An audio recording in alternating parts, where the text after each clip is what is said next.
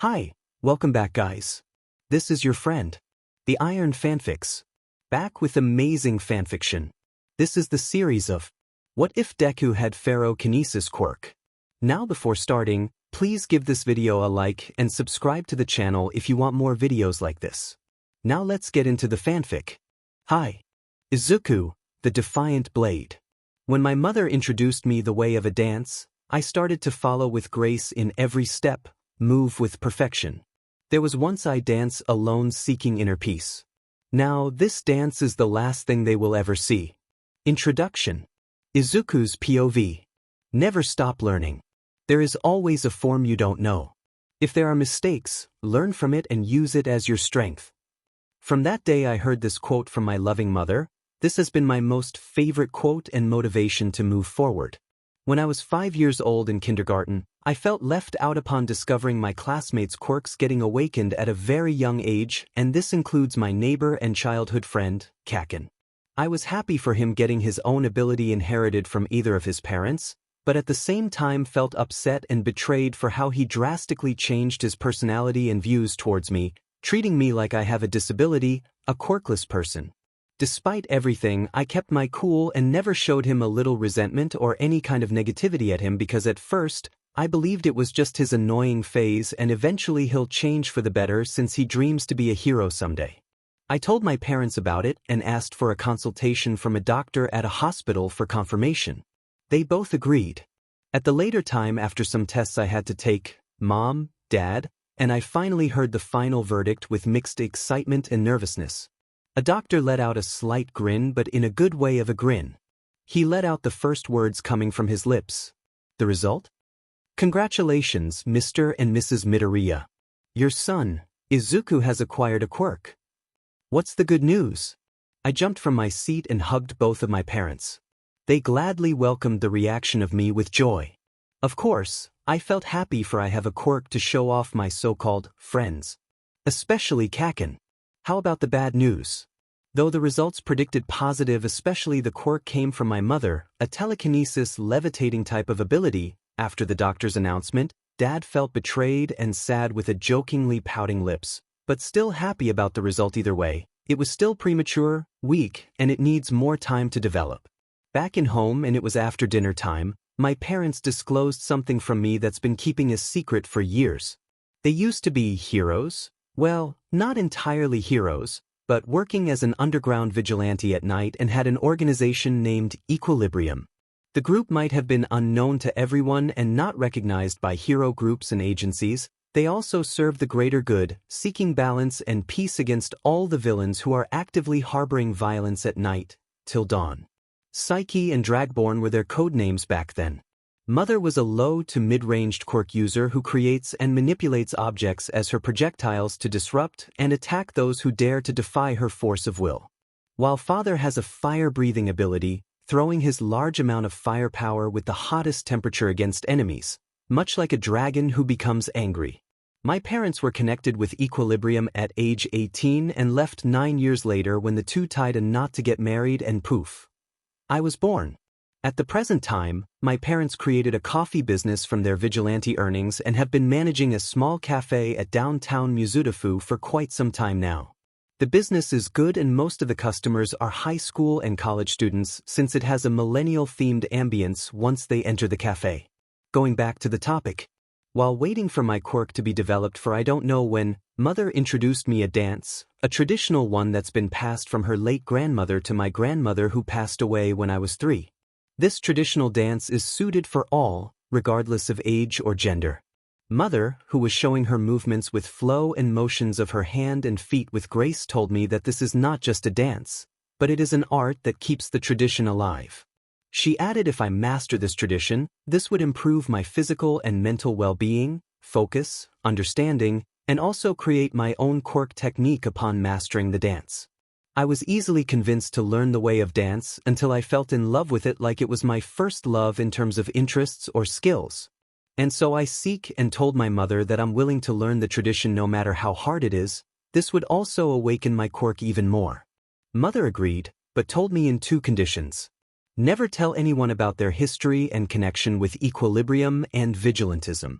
You must not show the tradition of dance in public until you fully master it. The time will take longer for your quirk to awaken. At age 6, Mother taught me the basics of the tradition of dance, while on alternative days Father taught me how to defend myself in combat even if you still don't have a powerful quirk. Both of them shared their experience back in Equilibrium, and it helped a lot. Every advice, steps, tips, and tricks, everything I jotted down on my 2 separate notepads. With all the knowledge I received from my parents, it motivated me even more to become a pro hero. Despite the good stuff, I also did experience the downs, challenges, and obstacles in life. Upon finding out that I have a weak and premature quirk, the Quirk Society often looked at me differently, especially when I reached middle school at Aldera. I experienced getting picked names, bullied for being weak, scrawny, and not having many friends. I'm an introvert at heart. Kaken disassociated himself from me and had his own group, which sometimes they all treated me like shit. The trauma, mistreatment, discrimination, and being way different. These experiences that I had to endure, they will soon find and taste of their own medicine. Because you know what people say? Karma always catches up to you. They better watch their backs. Chuckles. You overstep. For so long I have shadowed your deeds. Turn and face me now. Time, 5:30 p.m. Location, Home Economics Room. Aldera Junior High. Mizudafu, Tokyo. 1 week before graduation. His school uniform all wrinkled and stained with dirt and blood from being outnumbered by the bullies led by Bakugo. Cornered inside the Home Economics Room, where in this building, none of the people were present except for them. He wanted to cry for help but tried to remain his composure. What made Bakugu rage was when their principal announced him and Izuku passed the pre-selecting process. For heroine training application at UA. He ordered his group to beat him up just for fun and to weaken his state before the qualifying physical exams at the said school. The voices inside his head sound like his mother and father urged him to stay still and allow this conflict to pass. And yet, a far deeper truth compelled him to act. He could not stand the agony and pain any longer. He had enough of this. A song lyrics he listened in the radio the morning after popped up in his head. A mortal reminder not to allow them to mistreat you this way. He closed his eyes and pondered, listening to the last song syndrome repeated a few times now. So all you restless. Each night you hear the drums of war. Awaken, awaken. The voice begins to call you while you hunger. A taste of destiny you're searching for. Awaken, awaken. The fight is at your door, take up the cause. As you stand upon the edge, hanging in the balance, and fate may fall down upon you. While the devil is knocking. His jade emerald contacts opened as he began his uncontrollable power of transcendence. Not here, not yet. Bulb lights flickered around the room. 1, 2, 3, 4 bulb lights at the ceiling popping out due to strong air pressure.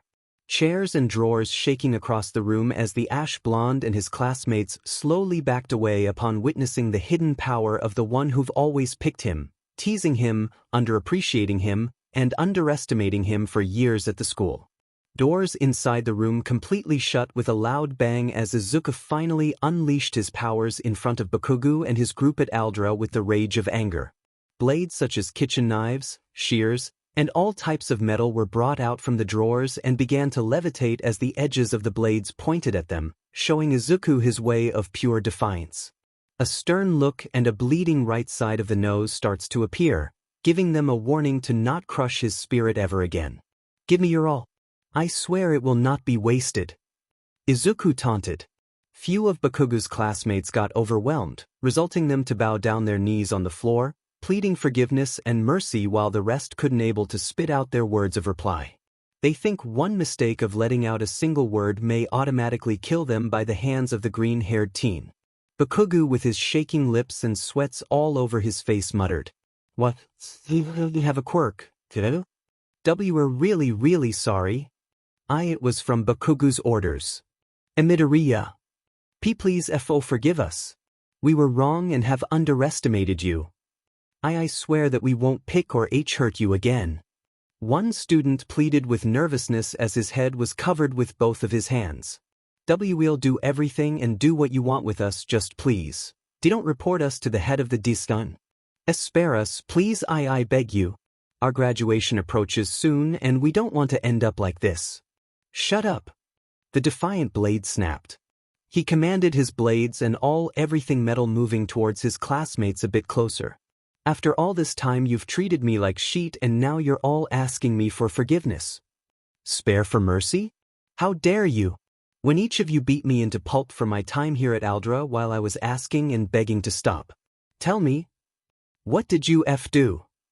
His classmates except Bakugu shouted for help as the blades are crawling closer to their throats and other parts of the body.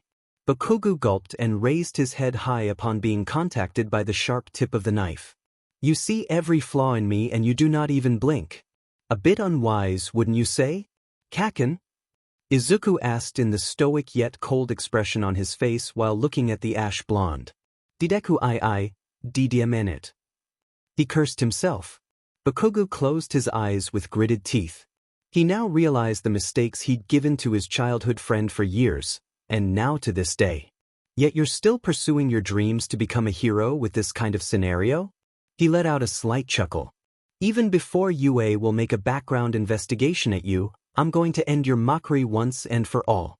Until inside his head, a spark or more like a flicker appeared which made him let out of a low, the headache? Vertigo? Migraine? No one knows. He paused, stopping his blades to make a closer contact on their skins. He closed his eyes with gritted teeth, shaking his head twice. Though, wanting to have his own payback time, he didn't want this kind of violence. He had an urging desire to hurt them with vengeance, but one thing he remembered was the time he received teachings from both of his parents. Remember Izuku. Never become a monster to defeat one.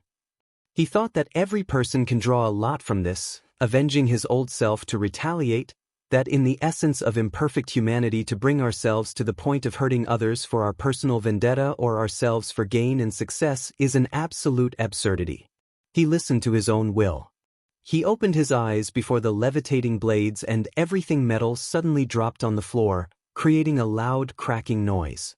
He observed them one by one with a serious look and once again slowly shook his head in disappointment.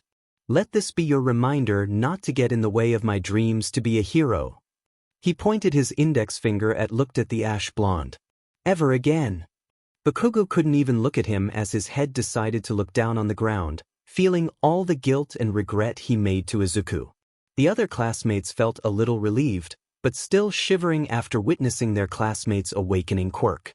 Izuku walked out of the room and until reaching upon the exit, his arm was gently grabbed by the ash blonde. He slowly glanced, couldn't able to express his emotions as of the moment. Bakugu calmly spoke to him and replied, Izuku, I was wrong. I was wrong for treating you like this. Will you ever forgive me? Izuku didn't reply for seconds, looking right into his contacts remembered some of the good times with Katsuki way back before he acted like a JRK. You are beyond redemption, Katsuki. This was his first and last thing he would say the other's first name. Izuku shoved and pushed him away with bitter disgust, leaving the room without a word. Izuku did not know if he had been chosen for his courage and strength of will to fight back and defend himself, but the green-haired knew that sometimes harmony came only at a great cost. This unfair community has been growing and changing for either good and bad, and true wisdom lay not in resisting that fact but accepting it. He has sworn himself to control his both heart and mind in case of choosing such decisions like these, but he believes he can do more of this with the help of his mother's teachings of tradition he held dearly on to and father's way of the art of combat, to peace when possible, and to act when it's necessary. In the next chapter of Izuku, the Defiant Blade. Hisashi carefully roasting the green coffee beans using the machine, loving the aroma coming out of it. While doing his job as a coffee master, he replied in a professional manner.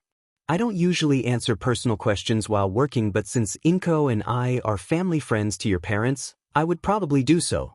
To answer your question, Little Broccoli took his diploma and certificate 2 days before graduation, which is today. But you know where he is, right? Bakugu replied with a worried look. Izuku was put to intense training by the guidance of his mother. The two are currently staying in the mountains of northern Japan. He stopped roasting before giving a sigh. Also, he cancelled his application at UA. He has other great hero schools to send his credentials. You doesn't deserve my kid with his special gift. Bakugo didn't want to ask as he knew what would happen next. From the brewmaster's pocket, he threw 3 pictures at him. Photos of students of him, Izuku and other students at Aldera in different locations inside the school vicinities. He gave a serious look to him and said, I don't want to pick on millennials like you. If you have something to order at my cafe, I'd totally do my job and serve you, a regular customer, but as a husband and father of Izuku tackling this violence you've brought to my kid, I swear to God that if you try to lay a finger on him once more. He let out a fire breath from his lips and said, I'll make sure you'll never be able to set a single foot on this place again. Cutting ties. The chapter is closed, done, and now it's goodbye for us. Isashi Midoriya, Dragborn, POV. The time Inko and I brought Izuku in this world, he gave us hope, he gave us joy, he gave us another new chapter to fill and memories to create. Our son means the world to us that no precious jewel can be replaced. His innocent smile is our loving treasure. We decided to leave equilibrium, quitting vigilantism, and collected our earnings to start a new life in Mizudafu, Tokyo. We bought a small house as well as starting up a small cafe business downtown. I had knowledge of crafting and making coffee way back when I worked as a part-time barista at a nearby high school before going vigilante. At first, it was hard to manage your own business for you did not have many resources and human capital, but with the help of our connections in equilibrium, they didn't let us go in business dilemma or worse, bankruptcy. They brought us bags of freshly harvested green coffee beans from the rich mountains, crafting equipment, books, and other necessary materials to help our cafe grow. Today, it is mostly visited by students from high school, college, and even salarymen who are craving for caffeine for them to be productive at work. And yes, our coffee and pastries are selling like hotcakes. Going back to my son, from his early youth, he is quiet and reserved, but once you know him well, later on, you'll see his true colors coming out from the inside. He loved the heroes he sees on different media. Collecting figures and watching live-action series, even the program is rated 13 and above. That's good parenting indeed. Chuckles. He then met a friend and his name is Katsuki Bakugu. My first impression to him is a bit cocky and aggressive type of kid that makes me question how he was raised properly by his parents, which were family friends in the neighborhood. From the day they met until attending schools together, I only see the two as casual friends who tease each other, sharing interests, and playing at the parks with various games such as heroes versus villains. But sometimes, I think what kinds of friendship they have? There were times I witnessed Katsuki treating my son unfairly at school whenever I fetch him outside of the school grounds with my car, or there were cases of seeing Izuku with his school uniform all stained with dirt and looking wrinkled. My wife and I asked, but he replied with the assured smile on his face. My heart told me that he was hiding something. Was he afraid of telling the truth? I wanted to ask if one of the bullies was Katsuki, but it could hurt their friendship. Correction. Toxic friendship. Without hesitation, I called one of my old friends in Equilibrium and hired him as a private investigator.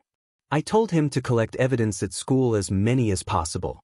Surveillance footage, photographs, testimonies from the students. I would be the first one to know everything.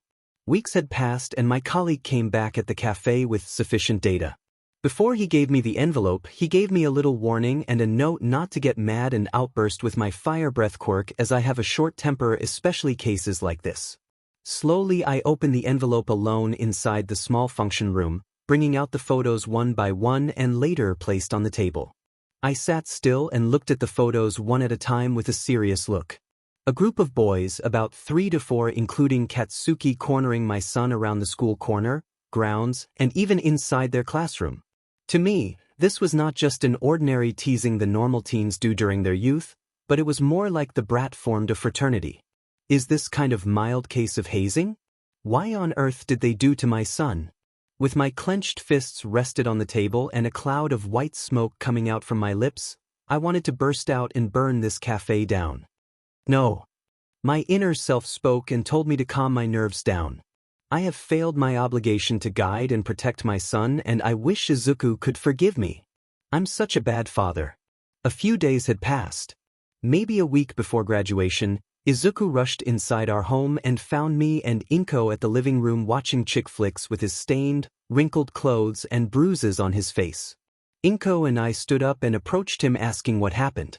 He confessed that his quirk has finally awakened and tried to retaliate those who picked on him at school, including his childhood friend. Izuku's knees weakened, which made him bow on the floor and later on cried. Inko quickly rushed towards our son for a tight hug, comforting him and placing kisses on cheeks and forehead. The guilt trip had struck me once more. A day after, till now, this has been the sad event Inko and I have experienced in our lives. His smile. His precious innocent smile. Just faded like dust. Is this because of the effect of his awakened quirk? Or he has decided not to show many emotions for he'll just experience the same scenario he had back at school. Triplets. Junior high graduation day had finished as I saw students at the streets wearing uniforms with ribbons attached, celebrating their milestones, and I could hear them outside their future plans. Looking at them growing up made me think of my son, and I wish Inko and I could hear and listen to his own personal goals. I let out a sad smile and sighed before going back to work with two of my fellow baristas and a cashier. A sound of metal chimes crackled on the glass door as we greeted a customer, only to find out it was Katsuki Bakugo dropping by, catching his breath with gritted teeth. Welcome to Green Mantra Cafe. The ash blonde looked around the cafe and of course, I gave him a menu card with a slight smile. If nobody was around in this hour, I would totally choke him to death. My inner self said. Katsuki took the menu but did not even look at it, even our latest discounts and promotions, which made me upset. He then asked, "You Uncle Hisashi? The ending ceremony has ended and..." I raised my eyebrow and tilted my head. I would like to ask if Deku I mean Izuku attended the graduation? The brat did not look straight into my eyes upon hearing his question. I motioned my head to my colleagues and signaled them to focus on their work before returning my look at the teen. You mean our little broccoli, eh? Why would I tell you? But I wanted to say something to him, and if you know where he is, I'll just go and talk to him why he didn't attend the ceremony. I returned at my counter to do my job as a brewmaster and manager at the cafe. I carefully roasting the green coffee beans using the machine. I loved the aroma coming out of it, and it smells like morning if I do say so myself. I replied in a professional manner with a slight glance at the ash blonde. You know, I don't usually answer personal questions while working, but since Inko and I are family friends to your parents at Mizudafu, I would probably do so. To answer your question, little broccoli took his diploma and certificate 2 days before graduation, which is today. After answering his question, I witnessed his surprised look on his face with a mix of sadness. I slowly shook my head, waiting for his reply, or giving me another question. Wait, another headache. I understand if you're busy and all be, but do you know where he is, right? Bakugu replied with a worried look. Izuku was put to intense training by the guidance of his mother. The two is currently staying at the mountains of northern Japan. The temple of lasting altar at Hirana. After his quirk finally awakened, this is now his opportunity to meditate to control his power away from the noisy metro. That place is sacred and heavily guarded by acolytes. Don't you ever dare go there. He stopped roasting before giving a sigh. The ash blonde slowly nodded. I see. Also, he cancelled his application at UA. There are other great hero schools to send his credentials. You doesn't deserve my kid with his special gift. Bakugo didn't want to ask as he knew what would happen next. From my pocket, I placed 3 pictures at the counter for the ash blonde to see. Photos of students of him, Izuku, and other students at Aldera in different locations inside the school vicinities. Katsuki's eyes widened as his one foot stepped back upon looking at the photos of him and his classmates do at Izuku at Aldera. I gave a serious look to him and said, I don't want to pick on millennials like you. If you have something to order at my cafe, I'd totally do my job and serve you, a regular customer, but as a husband to Inko and father of Izuku tackling this violence you've brought to my kid, I swear to God that if you try to lay a finger on him once more. He let out a fire breath from his lips and said, I'll make sure you'll never be able to set a single foot on this place again. The ash blonde froze, looking down on the floor and later on, small droplets on tears falling on the polished floor. I couldn't do anything more, but to give him words of advice. A gentle pat on his shoulder. My son seeks solitude to find peace and be stronger than he was. But you young man, I want you to seek your path to redemption. Civilians wouldn't like that kind of attitude. I came forward to let out a gentle whisper and said, as much as I want to roast you alive like my green coffee beans, I'd suggest you to change your habits. There is still time and soon you'll be able to see my son with a new version of you too. In the next chapter of Izuku, the Defiant Blade. Where were you when I got hurt, physically and mentally damaged back in junior high? Where were you when I was screaming for help while I received cuts, bruises, and coughed out blood? Where were you when I was in a dark place finding my true path? Nightblade, wearing his Shiketsu High uniform, with 8 blades levitating behind his back, pointed his finger towards the number 1 hero. All Might's smile faded, trying to calm the rival student, and observed him before he could finally speak. He taunted with a death glare. You claim to speak for the weak and oppressed as if it doesn't move my blades. Your symbol of peace leads to nothing but extermination. Student Exchange Program.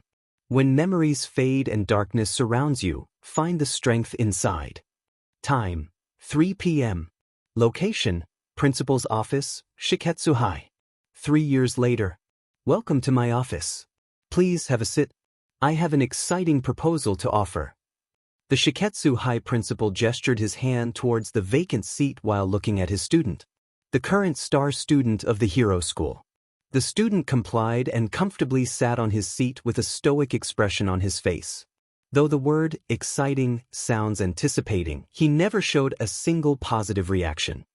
He looked first at the principal, then lowered his head down on the principal's table with a written paper on it. As usual, the principal expected him not to look surprised or whatsoever. He asked, "How's your internship going through? Looks like you have finally adjusted to the real environment." He cut him off. "You don't need to ask. I've applied my experience back when I was in Hirana.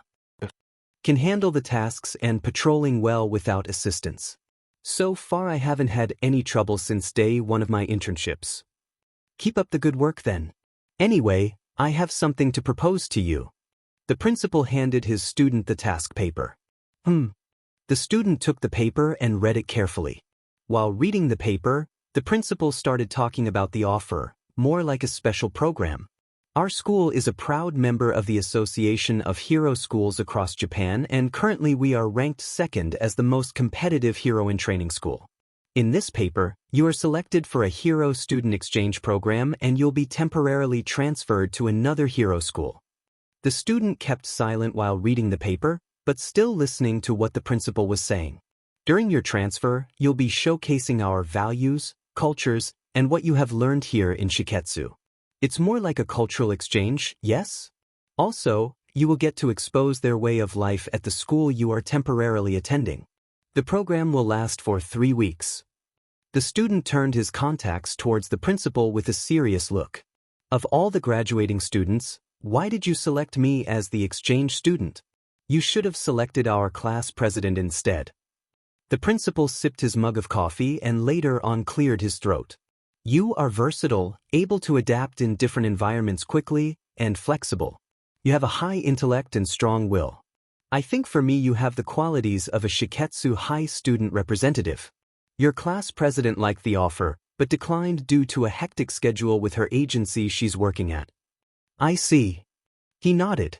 I would like to know what school I'll be attending. The principal paused for a moment and let out a grin on his face. Please manage your expectations, 'cause I'm about to tell you. Excuse me? This is the school where you canceled your application after you graduate at Aldera. I don't have an idea why you didn't pursue it, but I think you made the right decision to study and hone your skills here. The student's eyes widened with surprise and he stood up. His 8 of surging, levitating titanium blades appeared from his back. Of all the hero schools, why did you pick UA? The principal stood up as well to calm his student down with his maximum composure and lots of patience. Whoa. I never pick UA, there were a draw, lots happened and unfortunately, it was the chairman's decision. We Principals of different schools just agreed and followed the program. The student shook his head, backing away as his blades returned back to its original crest form on his muscular toned back. Let's put aside from the past and do our jobs instead, okay? Completing the program will give you extra merit. The principal handed him the letter and fountain pen to the student with a grin. So, are you up to the challenge? Izuku Midoriya aka Nightblade. Izuku wearing his glowing dark green and black compressed fighter outfit with a levitating crest on his back. His trimmed green haircut and a piercing on his right ear looking like a badass motherfucker. He slowly nodded with a serious look. I guess it's all or nothing then. It's time to make an appearance.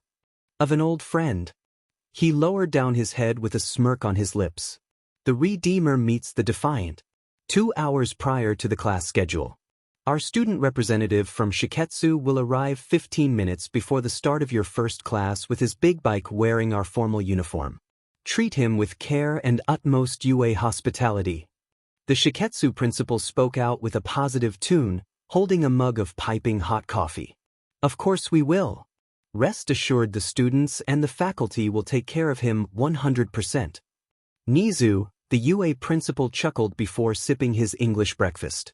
Glad to hear, old friend. But let me set your expectations about our star student. Nizu raised one eyebrow with a curious look. The Shiketsu principal adjusted his eyeglass and his necktie before showing his serious look, giving him a friendly reminder, merely a warning. For credential reasons, he accepted the student exchange program despite his hectic schedule at the agency he's been working at. Please note that my student has little resentments with your school, especially the former holder of your One for All. Nizu tilted his head with wonder. If you don't mind telling me why?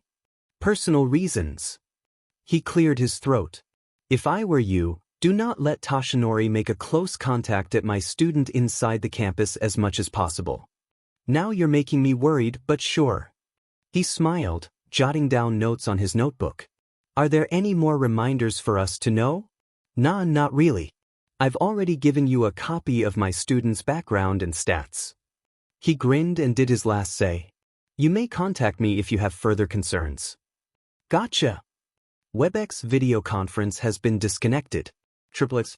All students, regardless of level, are all present at UA High as outside activities such as the hero internship and training have been moved to next month as the admin announced that the regular class and inside school training have resumed effective today, sunny Monday morning. Some felt relieved for they have finally used the opportunity to rest, while the rest, of course wanting to gain experience in patrolling and kicking criminals' butts on the streets, felt a bit disappointed for they have to return to do boring school tasks. On a brighter note, the student exchange program has finally held inside the campus. Different representatives of each section, department, and level from various hero schools in Japan have arrived to share and exchange knowledge, ideals, and values to build connections and relationships regardless where they are currently attending as long as they share their one main goal. To build bridges and help one another to reach the path of symbol of peace in the community. The Class 3A class in the Hero Department course building were all present and sat on their respective seats. The current class advisor and pro-hero, Shodai Izawa Eraserhead, is currently sitting on his desk and in front of him are his students patiently waiting for him to talk for an announcement, his ultrabook, and also holding papers of students' performance report from their hero agencies. Each 4 to 5 seconds he made glances of his students all grown up, buffed, and all matured. How he wished he could go back in time, the first week of the semester at 1A when he did his own way of teaching his students to become better heroes in the future. It felt like yesterday to him. He returned his look at his paper he is holding and let out a slight grin, later a chuckle. These brats have grown up so fast. The newly delivered short brown envelope located on the side of the table, he motioned his hand towards the envelope before holding it with care. The students are not aware that inside the envelope contained one information paper. An anticipating guest from a rival school in the West will arrive shortly. Izawa took his moment of reading the details of the paper such as his background and updated statistics. Invictus Analysis Paper. Name, Izuku Midoriya. Codename, Nightblade. Division, Diamond. Age, 18. Quirk, Metal Manipulation, Ferro Kinesis. Role, Fighter Assassin. Stats, Power, 5.6A. Speed, 6.6S. Technique, 4.56A. Intelligence, 5.56A+. Valiance, 5.6A. Attitude, 3.6B+. Benef, 7.6S+. He furrowed his eyebrows with a serious look with a mutter. Seriously? What the actual F did I read in this paper? You've got to be kidding me. He then returned the paper inside the envelope with mixed thoughts inside his head. With all the great combat stats, but with a questionable attitude? Why and how did the student get qualified for the program? Aizawa didn't want to judge the students so quickly as he too, wanting to meet the exchange student in person. Though he knew the Shiketsu student is the son of the cafe owner of Green Mantra Coffee and has connections with the owner itself, he is a regular customer. He barely sees the teen ever since. He sighed and shook his head before arranging the papers in order and placed it on the side of the table. He set his laptop on sleep mode before standing up from his seat, walking towards the edge of the stage and yawned. His casual all-black outfit with a wrapped scarf around his neck and combat boots. He grabbed his phone from his pocket and finally announced something important for today in the middle of the homeroom session. He made an excuse for keeping them wait. Good morning. The students greeted back with a sense of formality. Aizawa rubbed the back of his neck with a tired look on his face. He had an urge to go back to the faculty room to sleep inside his comfy sleeping bag, not giving any FS, but he has to do his job since he is observing the student exchange event. I wished I could use a couple of time off, he thought to himself. As you have noticed today, our student and vice president of the class, Momo Yaoyorozu, is not around today. Last week, the principal and I have chosen her to be our representative for the student exchange program and now attending at Ketsubutsu Academy High School. She will return to school after 3 weeks. Almost all of the students were aware of their classmates' eligibility for the program as Momo have already informed them last weekend. They wished her good luck and reminded her to share her values to her designated hero school. And so, expect an exchange student will occupy Yaoyorozu's seat until the end of the program. The student will be here shortly, he yawned. Without hesitation, the class president of the 3A, Tenya Ida, raised his right hand. Aizawa motioned his eyes at his student and raised an eyebrow. He gave him a go signal by nodding, expecting questions from the president. The blue-haired stood up with great posture and asked, "As the president of this class, may we know who the exchange student is? Could you give us information about our guest?" He sat down on his seat afterward. "You know, I was about to tell you about it until you asked. Moving forward, I'm giving you short facts and information about the exchange student." He fixed his scarf and later tied up his messy hair using a black elastic band. While fixing his hair, he eyed carefully on the ash blonde before letting out words. Katsuki blinked twice upon being eyed by his class advisor.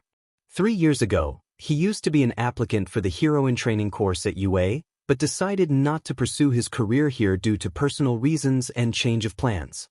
Expect a student coming from Shiketsu High from the West, the second most competitive hero school. Aizawa returned his look at everyone. The students gave a surprised look and made whispers, mutterings, and also exchanging questions at each other.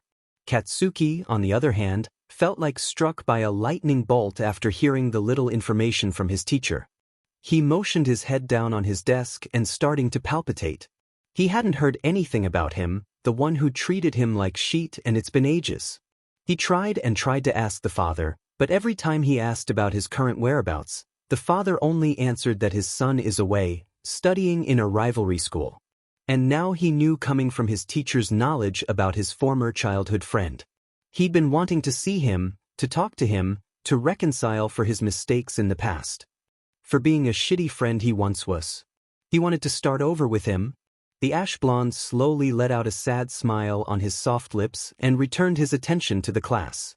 Aizawa hushed them down, telling his announcement hasn't finished yet. The class complied. Unlike the other schools who are selecting class officers to participate for the exchange program, he is neither a class president nor vice president. But according to their principal, he is one of the star students of Shiketsu High, holding a diamond hierarchy division in terms of hero-in-training competitiveness, and became part of their own big three of their school, the Trinity Force. Whoa! The class looked amazed upon hearing the students' current achievements. They all couldn't wait to see this particular person. Katsuki just surprised with awe, as he had never thought of him receiving milestones of his career as a hero-in-training student. Aizawa glanced at the table and motioned his hand on the aluminum tumbler before sipping the slightly warm green coffee. He let out a sigh and continued. I know it's random, but if you have heard, tried, and tasted beverages and pastries at Green Mantra Cafe, kindly raise your hands. 13 out of 19 have raised their hands, including Katsuki, who is one of the regular customers of the cafe since he started studying at UA. The short, round brunette raised her hands and cheerfully yelled, I currently work there as a part-time cashier. Aizawa didn't mind the yell, as he already knew his students' part-time work. He counted the hands by whisper before giving a nod. A short fun fact, he is the son of Green Mantra Cafe owner and former vigilante, Dragborn. A friend of mine. The student made another wave of woe, resulting in him to feel a little annoyed at them, acting like grade schoolers. The sleek yellow-haired Ojiro asked Uraraka with a whisper. You're working at the cafe, right? Have you already met the son of the cafe owner? Round Face shook her head and rubbed her temples. I've been working part-time for a month now, and no, I haven't met him in person. This will be my first time to see him. The owner is a private kind of person, which I wouldn't blame him at all. The constructive noise began to grow, talking about the said exchange student from Shiketsu High, as Aizawa checked the ringing tone of his phone and found out it was the principal. He answered the call and asked. The principal told him that the student has now arrived, standing in front of the big door of 3A. The advisor nodded and hung up to face his students with a surprise announcement. He hushed them once again and ordered them to rise from their seats. Everyone, the exchange student has arrived outside of the classroom. Kindly maintain your good behavior and attitude towards our guest. We must present the values and what you have learned in this institution. Understood? The 3A complied with a formal bow. Aizawa left the class stage and walked towards the class door. Before reaching the doorknob, he finally saw through the small glass window on the door that the student is now waiting to be welcomed by the class. He now reached the doorknob and slowly opened, letting the student enter inside the room. The Shiketsu High student made his first footsteps inside the 3A room with good posture and his movement while walking. He stopped walking and faced the students at the center stage with a well-built and mature appearance, wearing his formal school uniform, including a dark coat with a Shiketsu logo printed on the collar. Inside his coat, he wore a white collared shirt, dark fit pants, black boots, and blue-orange uniform hat. The students bowed at the guest and shouted with pride, representing their host school. Welcome to UA High School. Go beyond. Plus ultra. The student blinked twice with a stoic look. Not wanting to express emotions in front of the crowd, he appreciated the courtesy from the class. Katsuki couldn't help but to mesmerize the new look of his childhood friend. He is no longer the hostile Deku Izuku he knew in the past. His looks and physical appearance have changed for good. Izuku, why do you have to be so effing CC and badass? He gave them a formal bow, a thanks for welcoming him to UA High. Aizawa stood beside the student on stage and said, he'll be staying for 3 weeks and treat him with respect. There will be times he will do his knowledge cascade in our homeroom sessions, so kindly listen to his discussion. He motioned his head on the student and asked, please introduce yourself, your hero name, and quirk. The green-haired turned off his wireless ear pods on his ears by tapping on the right ear. He was a bit nervous upon entering the school where he used to dream to study and train, but the EDM and pop tracks on his phone soothed him to ease the nervousness away. He cleared his throat and nodded. I am Izuku Midoriya and my hero name is Nightblade. I'm 18 years old and I represent Shiketsu High School. My quirk is metal manipulation. I am honored to work with everyone. Izuku was about to say words of introduction when the ash blonde couldn't help but to rush towards him on the stage and grabbed his left arm, pulling him for a tight embrace. The whole class looked shocked at the actions Katsuki made to the guest of the school. Ida tried to stop him, but Aizawa called him not to. The overflowing of tears appeared, pouring down on other's shoulder. His right hand was placed on the back of the other's head while the other hand wrapped around the waist. Izuku felt a small amount of guilt of his disappearance, for he didn't leave a single word before going to Hirana where he trained with his mother. He felt the comfort and missed the sweet, salty scent of the now mature ash blonde. His hat got lowered, bearing his emerald contacts. Katsuki, sobbing and hugging him tightly, not letting him go for a moment, let out words. Even we live in a complicated world. I have finally seen you, for the first time. W. Finally met again, I see. Izuku understood his pain as he humbly replied in a low tone, trying not to be rude. Indeed. But we are not the men we once were. The Trinity Force. Time, 5:30 p.m. Location, Field of Justice Battlegrounds, Shiketsu High. Some time ago before the present. The training/battlegrounds is inspired by the most played online game in Western countries. It is a kind of 5v5 battle mode in Shiketsu High where it is commonly used as a situation simulator by hero-in-training and general education students of Shiketsu High. This is also where they mold and show their skills on how to create both tactical and strategic decisions in times of crisis which they may apply in real-life death scenarios once they will become pro-heroes. At the map, the rift is mirrored diagonally and features 3 lanes into the enemy base. Each lane is defended by 3 heavily armored and dangerous mid-range turrets and an inhibitor, while the nexus is protected by a pair of turrets. For each lane they have a role. Top lanes can be portrayed by close combat quirk users such as bruisers. Vanguards, or fighters. Mid lanes can be portrayed by mid to long-ranged quirk users such as battle mages or warlocks. Junglers do not have a lane but they can help on assassinating squishy-type quirk users, and most junglers are, of course, expert in execution, helping their teammates in advancing the battle. Lastly, the bottom lane where 2 quirk users were placed on opposite lanes and can be portrayed by ranged quirk users and support enchanter quirk users. Both sides of the map boast expansive jungles containing powerful quirk buffs, and the central river is home to 2 boss monsters and a scuttle crab that provide team-wide benefits which will enhance their movement, speed, vigor, and ability power. The battleground is currently in use, but it may end the battle soon as the leader of the blue team, Izuku Midoriya, or also known as Nightblade, together with his squad who are now facing their opponents and at the same time destroying the enemy red's base, nearly conquering the nexus. The serious green-haired wearing his now damaged and ripped hero suit do. To the battle, faced his mid-lane opponent, the leader of the red team, Inesa Yarashi, also known as Gale Force, who is now feeling a bit exhausted, yet still feeling the burning passion of his so far favored opponent and rival in the whole academia. Opposing sides find Inesa a person who doesn't want to quit, well, in most situations except when he faces one of the star students of Shiketsu aside from him and the other valuable students of the institution. And so, he activated his powerful move at the Defiant Blade by creating a localized change in pressure and temperature.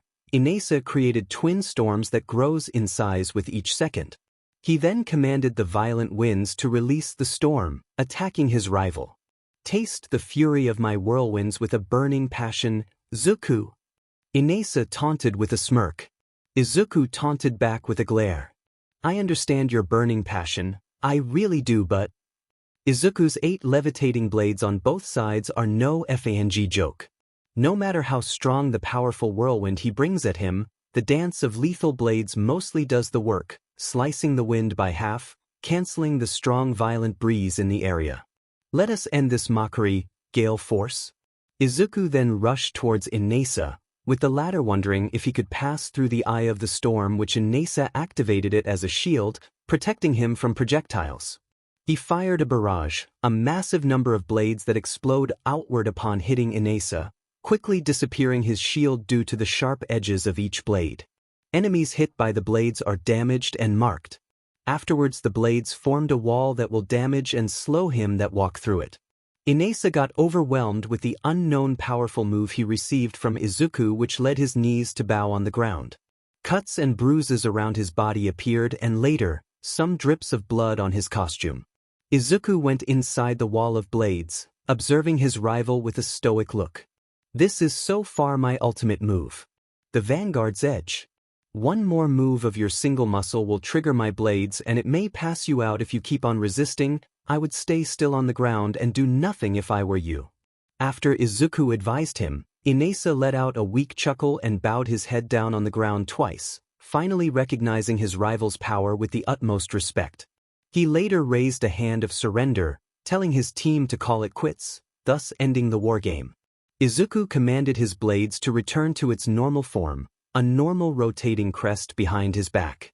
The enemy's base and the Nexus were completely destroyed by the blue team, making them the winner of the battle training. The hardcore training ended and the participating students got patched up inside the infirmary with nurses who have a healing quirk. Our teacher gave students the evaluation papers and he too felt impressed at what they did in the rift. However, the teacher reminded Izuku not to be too harsh with using his quirk towards his classmate and rival of the team. He understood and told that he will go to his ward and apologize. When Izuku felt a bit better after receiving a healing quirk and bandages from the nurse staff, he was about to leave his bed with his white robe on until a buzzed cut hair knocked on the door before entering the room with a smile on his face. Izuku's eyes blinked twice and decided to sit on the bed once again as he really didn't expect him to go inside the recovery room. Izuku looked up to him down to his patched wounds around his arms, chest, and legs until I decided to look away. I know your purpose of visiting me here and I know you're still mad at me after the game, but please accept my... Inesa chuckled lightly and yelled. No need for an apology because I believe every hero should be ferocious and hot-blooded when in battle. And I just want to say that you did a good job back there and I applaud you for winning the Nexus, Zuku. He did his signature and exaggerating bow that hit his forehead on the floor. Please accept my recognition and respect to you, rival. Izuku didn't know what to do with him, nor even couldn't say a single word. He never wants to have a rival in the school as he only wanted to be stronger to be a pro hero and nothing more. He rubbed his temples and told him to stop doing embarrassing things in front of him. I never desire to have a rival in this school as I believe that we have our own battles to face and as part of becoming a pro hero, we have to focus on ourselves and prepare for the unknown. Inesa tilted his head in confusion and later joined him by sitting on the bed beside him. After hearing the reply from Izuku, he let out a chuckle once again. You sure are serious and overthinking every time I talk to you, huh? He sighed, looking down on the floor. It's who I am, better get used to it. Inesa smiled and replied. Well, that can't be helped, I guess. The two paused for a moment as Izuku grabbed a bottle of energy drink, drinking it in half to refuel and rehydrate. Inesa looked at the sunset from the open windows and made a starter. The after-battle isn't the only thing why I came here to visit you, Zuku. Izuku finished drinking as he too joined the sightseeing of the orange sunset. Our advisor and principal recommended you to join us, as part of the elite, the Big Three? Izuku raised an eyebrow with a doubt. Of all his classmates and schoolmates in the hero department, why did the admin choose him? The Trinity Force, huh? He muttered. I heard that. Inesa laughed. Of course you heard me as you're invading my personal space, idiot, he joked. Oh, Inesa blushed a bit as he moved away and blushed his temples. Sorry, Zu. If you're wanting me to say yes, sorry, but I have to decline. He bluntly answered. We've been classmates ever since day one and you know me well for I usually work as a lone wolf without relying on anyone. Inesa cut him off. But don't you want to work with the team?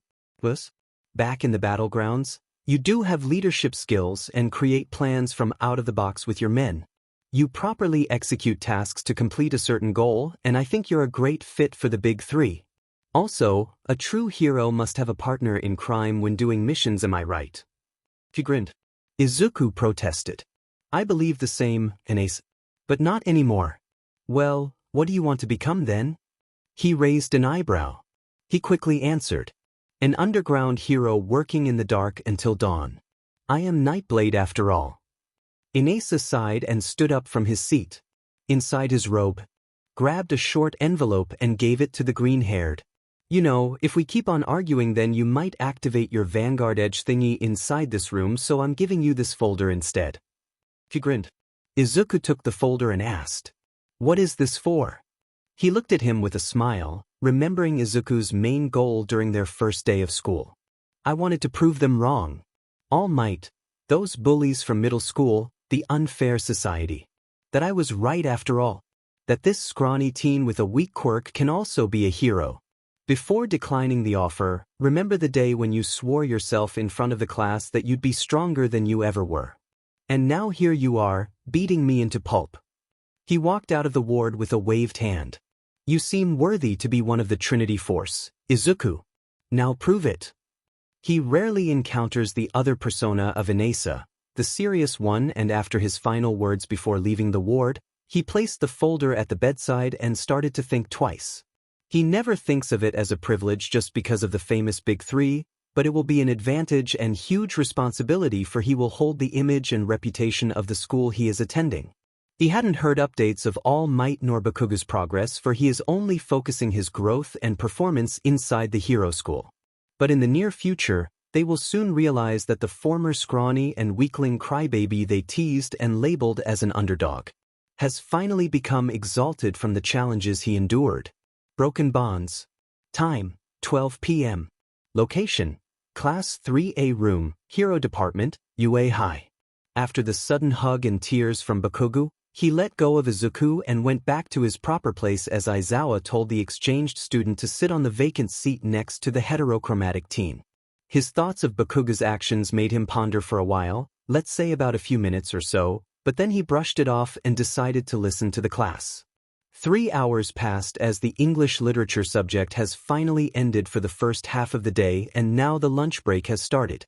Izuku does not interact with his UA classmates that much, but he was actively participating in each subject inside the class, such as sudden recitation and doing mathematical computations on the board when they had calculus an hour ago. The green-haired started packing his book and filler notes inside the black Fendi monster creature leather bag with his usual stoic look. The bag where he received from his father as a gift after reaching the Diamond Hierarchy Division and made it to the top 10 hero-in-training students in Shiketsu High. Moving forward, it isn't a surprise, for he didn't experience any adjustment with the class subjects here in UA, but one thing bothers him is that why all of the students of Shiketsu High graduating students, the principal and advisor, picked him instead? Securely zipping his backpack, he let out a sigh before standing up from his seat.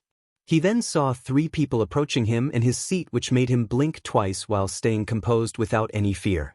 The ash blonde, which he used to be his childhood friend, the one who hugged him all of a sudden before the start of the class, the bulk and ripped red-haired with a grin on his face, the slim yellow-haired with a black thunder mark on his hair.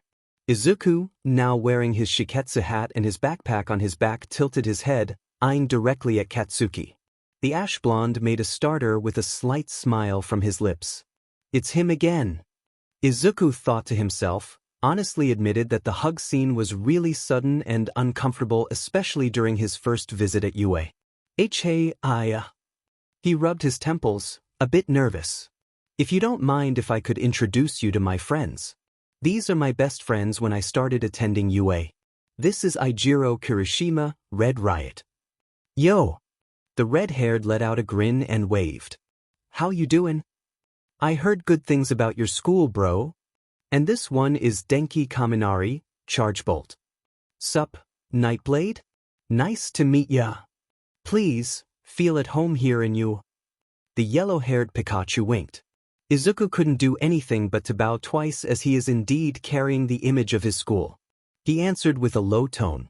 Thanks, I'm honored to meet you too. Bakugo offered him a handshake at Izuku, asking him for reconciliation, wanting to start over with their friendship, and also an offer to join them for lunch at the cafeteria. How about you could join us for lunch today?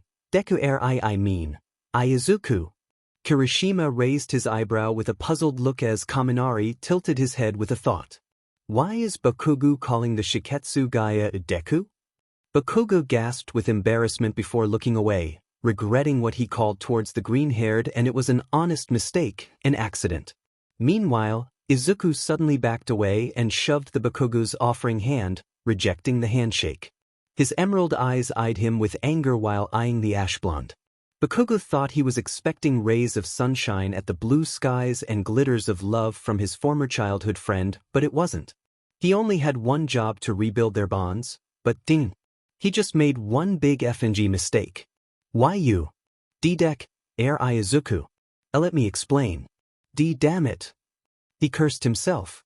Shut up. Bakugu frowned before looking down on the floor.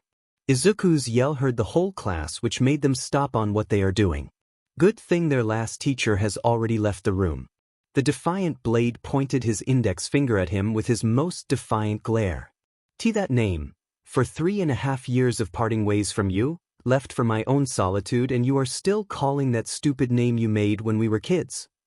Every effing time you call that name, it just reminds me of how stupid and weak I was. You sure haven't changed much, huh? The rest of the section witnessed the scene as the president of the class, Ida, went on Izuku's side and tried to calm him down. Todoroki, Otto, and Uraraka joined as well, trying to lessen the tension. Bakugu's squad, Kirishima, Kaminari, Ashido, and Siro went behind the ash blonde. The two parties went silent while observing the situation. Bakugu quickly came closer before grabbing the other's arm with his apologetic look. Please listen Izuku. Izuku shut him off. Don't you dare touch me. Why too, please calm down. Ida went on the middle to lessen the tension of the two. What is going on here? As the president of this class, I must know everything that happened right here and right now. Teacher. He glanced at the class president, then later the whole class as he started his explanation around the section. Of course you deserve to know everything that happened here, or even before this BSRD of your classmate made his first footsteps at UA. What are you talking about, Midoriya? Kirishima defended his best friend. Bakugo is the nicest guy here in the hero department and he is one of the star students. Todoroki added. I don't know your relations with Bakugo, but let me tell you one thing about him. He's the reason why I can finally utilize my 2 quirks during sports festival, and I really owed greatly to him. Without Bakugo, I wouldn't be able to change my views towards my father or my family. The other classmates started defending their classmates, telling the good sides of experience working and studying with him inside and outside the campus, but one thing they did not know is his dirty past. Katsuki appreciated his classmates' defense, but he shut them up with his one hand. He then looked at Izuku with a frown and said, If you really want to tell our past, then please do so. My classmates deserve the truth after all. I can handle everything. Izuku eyed back at the ash blonde and finally snapped with an eye twitch and smirk. Oh, look what we have here, it's the Harry Potter and the audacity of this beach. He laughed. Alright, sure, why not? Still can't believe I trained with the monks at Hirana to empower my quirk and calm my nerves until I studied in Shiketsu and later arrived here with you, the new, friendly, and less a-hole version, just like the old defenseless me. You've finally shown my other persona, eh? He slightly chuckled as later on he went on his serious side, telling his past with Bakugo. I'm not insisting everyone to believe me, as this is based on my real experience and my side of the story. You'll be the judge if you wish to condemn his actions or not. I only came here to this program only for merit and nothing more. The class went silent as they all started to listen to the other's plea, while Bakugo looked at him with a serious yet worried look. Bakugo and I were childhood friends, neighbors, and family friends. He paused for a moment to take a deep breath before looking down on the floor and continued. We were best buddies and always played games indoors and outdoors, which we treated each other as real brothers, until we reached the age of 5 or 6. Uraraka asked with curiosity. What happened next then? Young kids usually awaken their quirks at that age, and so Bakugo and I have awakened ours, which was a good thing. Unfortunately, due to Bakugo's traits and effects of his explosion quirk, his personality changed, so was our friendship. Sure, I got my quirk from my mother's side, but it was premature and couldn't able to activate my ability properly. Izuku pointed again his index finger at Bakugo with anger. This classmate, your friend or best friend of yours, was a bully. I was a victim of bullying by Bakugo and his group of thugs, more like frats in Aldera Junior High. He raised his voice in a higher octave, which resulted from some of the class surprised at the revelations of their classmates' past. Izuku. He couldn't handle the pressure because of the truth, but he deserved his classmates to know his hidden past. What kind of a classmate and a childhood friend where he asked you to jump off the building for you to get a better quirk in the next life? Now, would you still consider this classmate of yours a friend? A best friend? A good student in UA? Bakugo's squad looked dumbfounded as the rest of the students kept their mum. Few were shocked as they didn't have any idea of what the two had been gone through. The beatings, picking mean names, and treating like a low-life creature. The pain I had to endure back then. It was too much until I couldn't take it anymore and I thought that I'd be gone forever. He returned the normal tone of his voice and continued his speech. The true power of my quirk had awakened in its perfection, and it happened after I got cornered by him and his group inside the home economics room. Dozens of blades and other kinds of metal appeared on my side.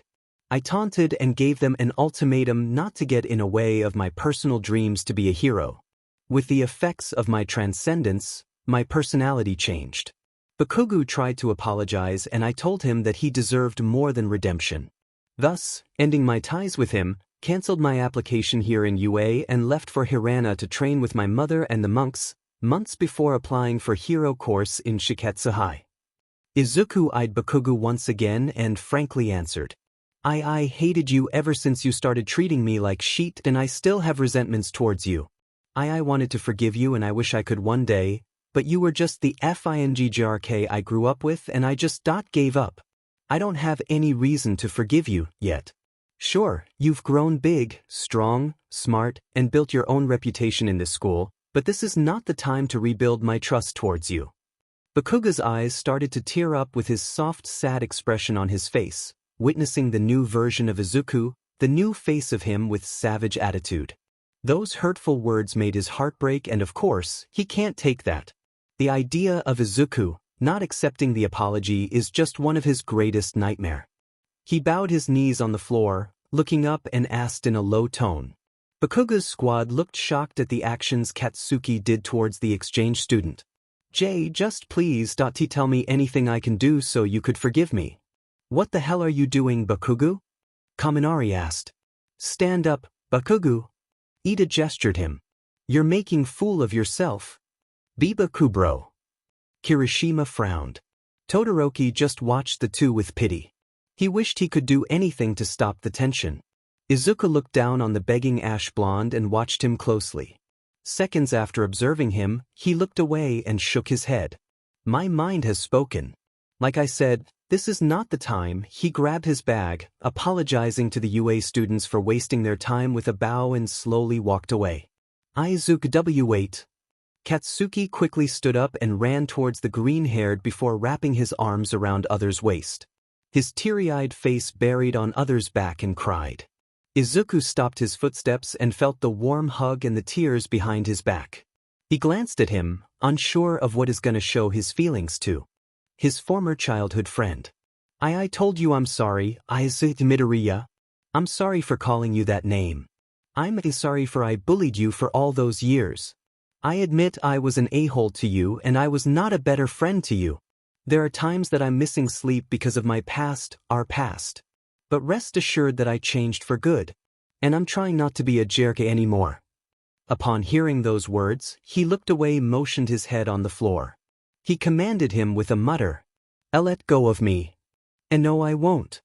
Katsuki, shaking his head, acting like a kid. I said get off of me. And no, I won't, Izuku, until you accept my apology. Stream of tears appeared on his face and continued his say. Why you were and are always on my mind. The achievements I received here inside and outside of UA, I wanted to share my milestones with you. You've been my inspiration to do good heroic things, and now that you're here, I want to ask if you feel the same way as I do right now. Bakugu, please let Midoriya go. You're making him uncomfortable. Ida yelled. His gritted teeth appeared with a slight blush on his cheeks. Fists were clenched and his eyes started to water, but not wanting to stream his tears down on his face. By force of will, he used his strength to push him away using his right elbow. Bakugu felt the rejection as he got pushed back on the wall with flooding tears on his face. Izuku didn't want to glance nor even want to answer Bakugu's question.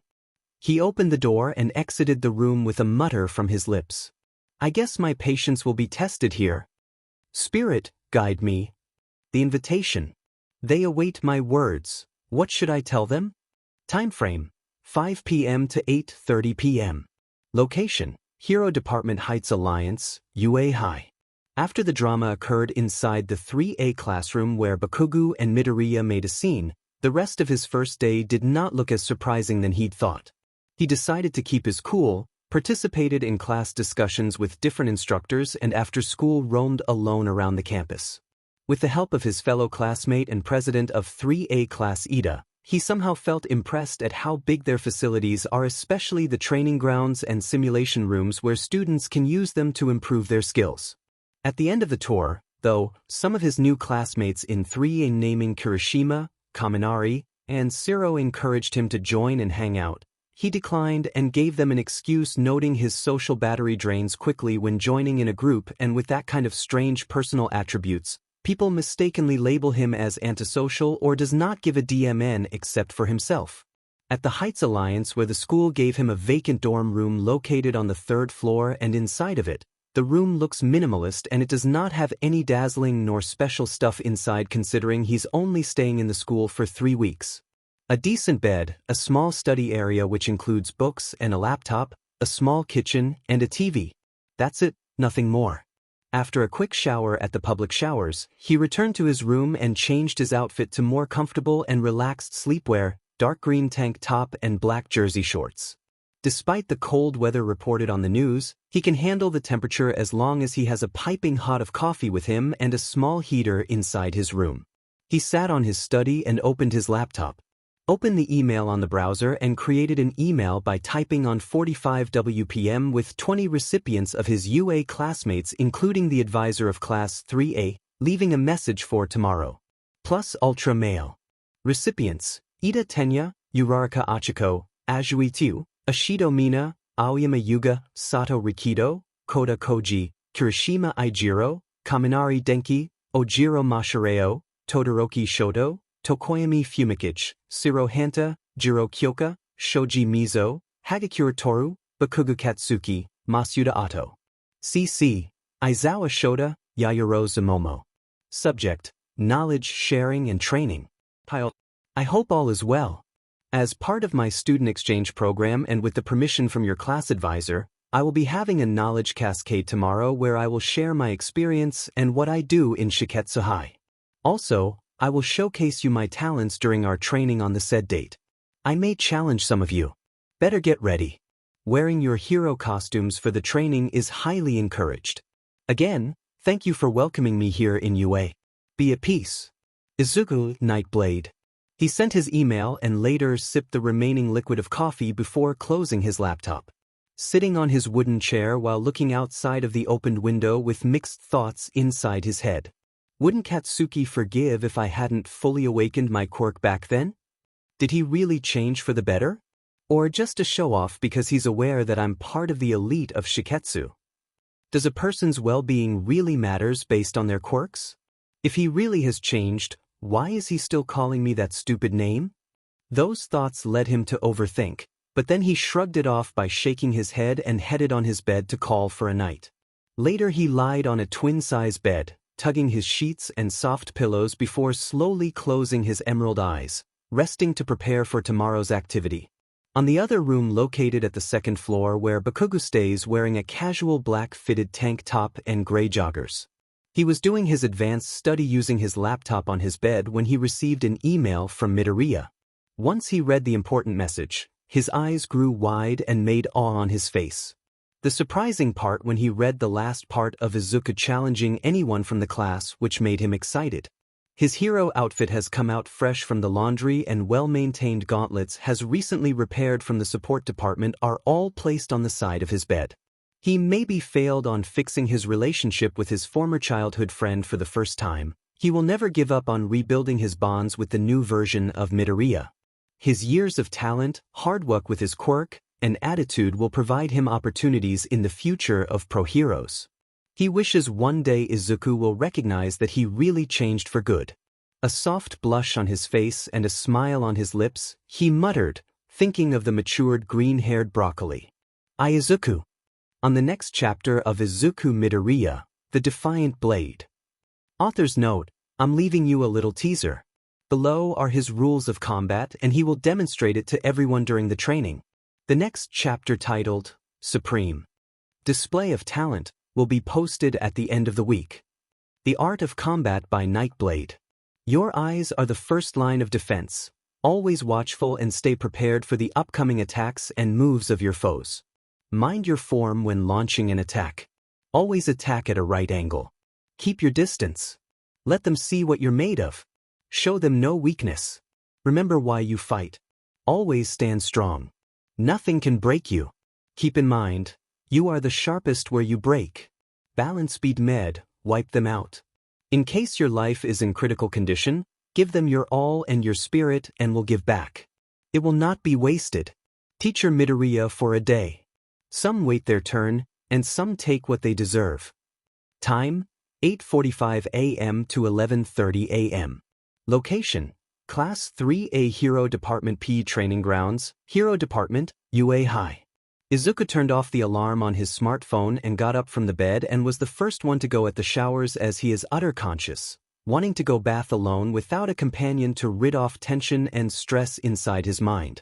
5 minutes later, he returned inside his room to change. Finally with his boxers on. He looked in front of the mirror and observed scars and visible marks on his right shoulder, arms, muscular chests, his six-pack, and down to his legs.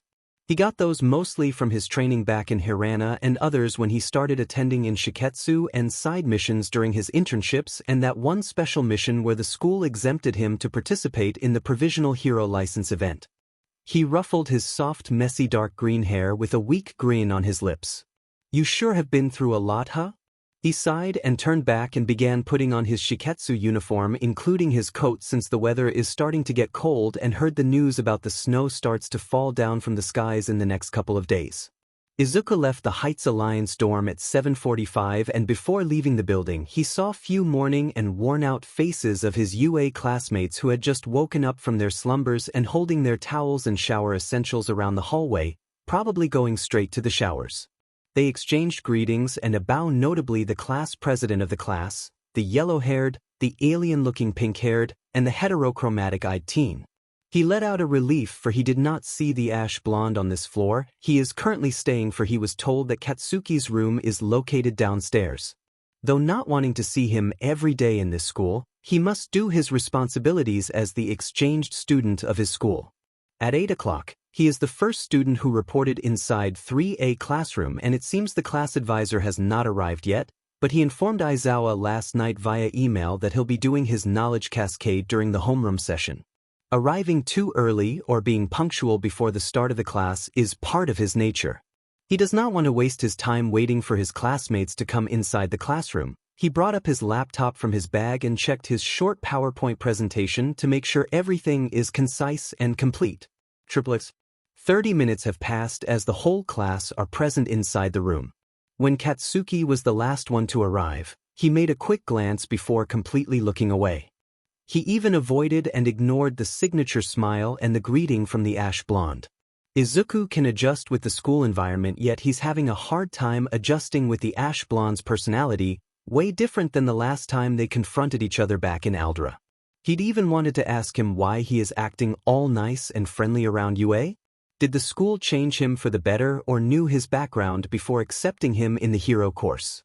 But of course, he does not have time to reconcile with him. On the other side, though completely ignored by the green-haired teen, he will not give up nor lose as he will try his best to reconnect and rebuild bridges with Izuku no matter what until the end of his exchange program. He is also looking forward for the training exercise as he will witness his childhood friend's talent and what he has learned in the rival school. His supportive best friend and seatmate, Kirishima, saw the scene and got his back, telling that everything will be all right in due time. You think he will accept my apology soon? He asked with a doubt feeling. Shitty Hair patted the other's back and grinned, comforting his best buddy. Of course. Just don't be in a rush. As long as you're staying true and redeemed yourself, sooner or later he'll finally realize that you've changed. I got your back, bro. He chuckled. How I wish, but thanks, he sighed. The class president stood up from his seat and walked towards the stage. Now facing his classmates, telling to listen as he has an announcement to make. Holding his smartphone on his left hand, he told them that their class advisor called in sick this morning and will not be having a homeroom session today. The whole class, except for Izuku, looked surprised, considering their teacher and pro-hero is rarely taking personal time off or even filing a sick leave. You have heard that right? Ida nodded and continued his say. However, he told me that our classmate from Shiketsu High Izuku will take over the homeroom session, for he will be having his knowledge cascade presentation to the class. Once they have heard the announcement, all their heads are motioned to the green-haired. As for Izuku, he blinked twice and looked at everyone with a rested beach face expression. You all seem to be surprised upon your teacher's announcement. I suppose you've already read the email I gave to everyone last night, yes? Everyone in the class said yes, with joy, feeling all excited at the presentation Izuku will prepare for the class. He sighed and stood up from his seat, grabbing his laptop and answered. Very well then. He nodded. My presentation will be short and simple. Nothing fancy and it won't take long, I guess? You can ask questions during my report if you wish. Ida let Midoriya enter the stage and assisted him to connect his laptop on the projector via Wi-Fi. A couple of minutes of matching the device. A presentation has appeared on the whiteboard showing the introduction and overview of his report. Bakugu, Kirishima, Ashido, Siro, Uraraka, Masuda, and Kaminari cheered at him with a clap. Do your best, Midoriya. In front of the class, he heard and saw the cheer from his classmates, including Katsuki, with his genuine charismatic smile, making his right eye twitch with annoyance. He appreciated the cheer, but he does not necessarily need it. Yeah, I didn't need your cheers, but thanks if you all insist. He rubbed his temples with a slight blush of embarrassment, looking away. Too much positivity and energy in this school. Is this what All Might taught them? He thought to himself. Bakugu let out blush and a chuckle upon witnessing Izuku looking embarrassed. Even if he's matured, he's still cute just like the old times, he thought to himself. In a few moments of finally setting up the presentation in front of the class, the constructive noise had finally settled and went silent, waiting for him to have his first knowledge cascade. Izuku, now holding his wireless presentation remote equipped with laser pointer, stood on the side of the presentation background. He bowed and introduced to himself once again. He even joked to everyone that being a homeroom teacher for a day wouldn't hurt them, or it may probably hurt once he challenged them for a duel for the upcoming training exercise. Some laughed and few were now fearing for their lives, unknown for what Izuku is capable of, especially with his quirk. He began presenting pictures of the whole main building of the school, department buildings, and examples of students wearing various uniforms inside the campus. Of course, the yellow-haired Pikachu couldn't handle his blush and sudden smoke from his ears upon seeing sample pictures of pretty girls wearing their uniforms with short skirts. He mentioned his school is formal, private, and exclusive, which is listed as one of the expensive hero schools to study and train as a pro-hero. Of course, he told them that he's exempted from paying tuition as he is one of the full scholars of the school, resulting his classmates to look shocked at how lucky he is to attend in Shiketsu High. Talent. These are the core values of Shiketsu High, where Izuku practiced as a hero in training student and now presented it to his UA classmates and explained each core value in a very simplified way. Without any of these values, you wouldn't be able to reach your full potential as a Shiketsu student, whether you're enrolled in a hero program or not. Go beyond. Plus Ultra is UA High School's official motto, whereas Shiketsu has its own motto which applies to every Shiketsu student, regardless of what program they chose in the institution. Never falter. The motto has a hidden meaning behind it, which Izuku shared it to everyone. He stated that there are many ways to face the things that can hinder you from unlocking your full potential. Become an everyday challenger, conquer your fears, and be victorious at the end of the day, because not only you have the quirk to use or the strength to fight, the deadliest thing you can bring within dark times is faith in yourself. The motto may be short, but it is very special for all of us. He nodded while pointing the presentation using the laser. On the multiple slides, he presented the different student programs in Shiketsu. Other than the hero course, they also have general education course, support, and management course. He also shared that even a quirkless individual can also enroll and study in Shiketsu High, which left some of his UA classmates skeptical. And so, he stopped reporting when someone raised their hand. A pink-haired and skinned with a creepy-looking eyes took up her courage to ask the green-haired. Izuku raised an eyebrow and said, "Mind if you introduce yourself and your quirk? I only know a few." Right? She stood up and brought her smile to the class. "Mina Ishido. My quirk is acid." She giggled. "I see." He nodded. "And your question?" "Oh yes. May I know why your school is accepting quirkless applicants? We all know a person without a quirk is unlikely to get enrolled in a hero school even if they apply for a non-hero program." Izuku cut her off with a serious look and answered in all honesty. "Because the school still believes in them and their capabilities. They can be so much more. Quirkless or not, the school treats us equally and they are encouraging us to be better in every single day until we reach our goals. Just like in UA, we too go beyond our limits." Mina nodded as she gained some knowledge from her fellow classmate. She thanked him and sat on her seat. Before continuing his presentation, he asked if there are any questions relating to the topic. "Oh, Midoriya bro. I have one if you don't mind." The red-haired raised his hand with his bright smile. He motioned his head towards the person who was raising his hand. He nodded. "Ah, I think I remembered your name? Ijiro Kirishima? Red Riot? Bakugu's best friend, yes?" "That's a yes and a yes. Haha." He laughed, rubbing his temples. Katsuki blushed a bit upon hearing his family name. It's very rare for Izuku to call his formal name and not the Kaken nickname. Right? Izuku nodded. "And your question is?" "Well, if your school accepts a person without a quirk, what programs can a quirkless person enroll though?" "Good question." He cleared his throat. "They can enroll in any course they desire depending on their performance during pre-qualifications. General education course? Not a problem. Support course? Go ahead. Management course? It's their call. Want to be a hero? Suit themselves." He grinned. What? Really?"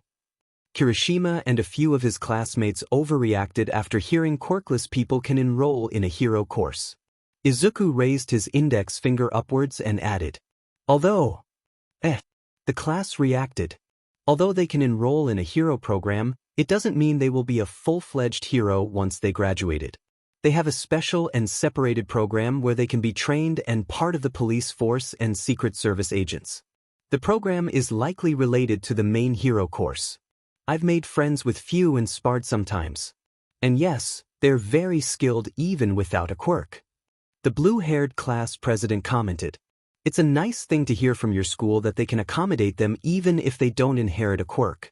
I wish UA could have that program in the future." "Thanks. And I think they will someday." Izuku bowed. I wish every hero school could have that program like yours too." The brunette-haired added. The whole class agreed. And so, Izuku continued the rest of the presentation with bliss, which lasted for another 15 minutes. Questions he received from his UA classmates like student life of an average Shiketsu student, their way of living, extracurricular activities, training areas for hero-in-training students, and others. Izuku, being bombarded with questions can be tiring, but he must do his obligation as the exchange student. Nevertheless, he enjoyed entertaining them by sharing his answers. Two schools may be rivals in terms of academics and hero competency. In the end, they share the same goal for the community. At the end of the presentation, the class stood up and clapped their hands, thanking Izuku for sharing some information and facts about the school he is currently attending. As for Izuku, he bowed twice and thanked everyone for their participation during the sharing session. Amidst the positivity formed inside the room, Katsuki grew some ball and released his courage on asking Izuku one personal question. When Katsuki raised his right hand, the class fixated their eyes on him. I have a question for you, eyes." When Katsuki spat out words, waiting for the confirmation, some students eyed on the green-haired. Izuku breathed deeply and eyed him back with a serious look. "Of course you have, Bakugu? Not Kaken. Just Bakugu." Izuku tilted his head, waiting for the question.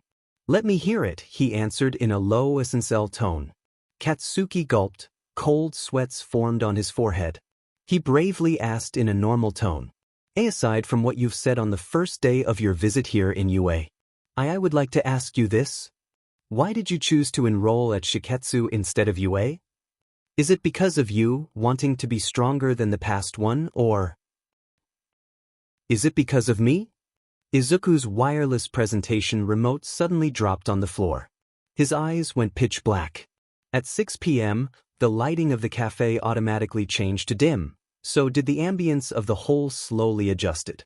Outside the windows, visible small snow flurries began to appear in the night skies, thus the season of cold winter has finally come for the month of December.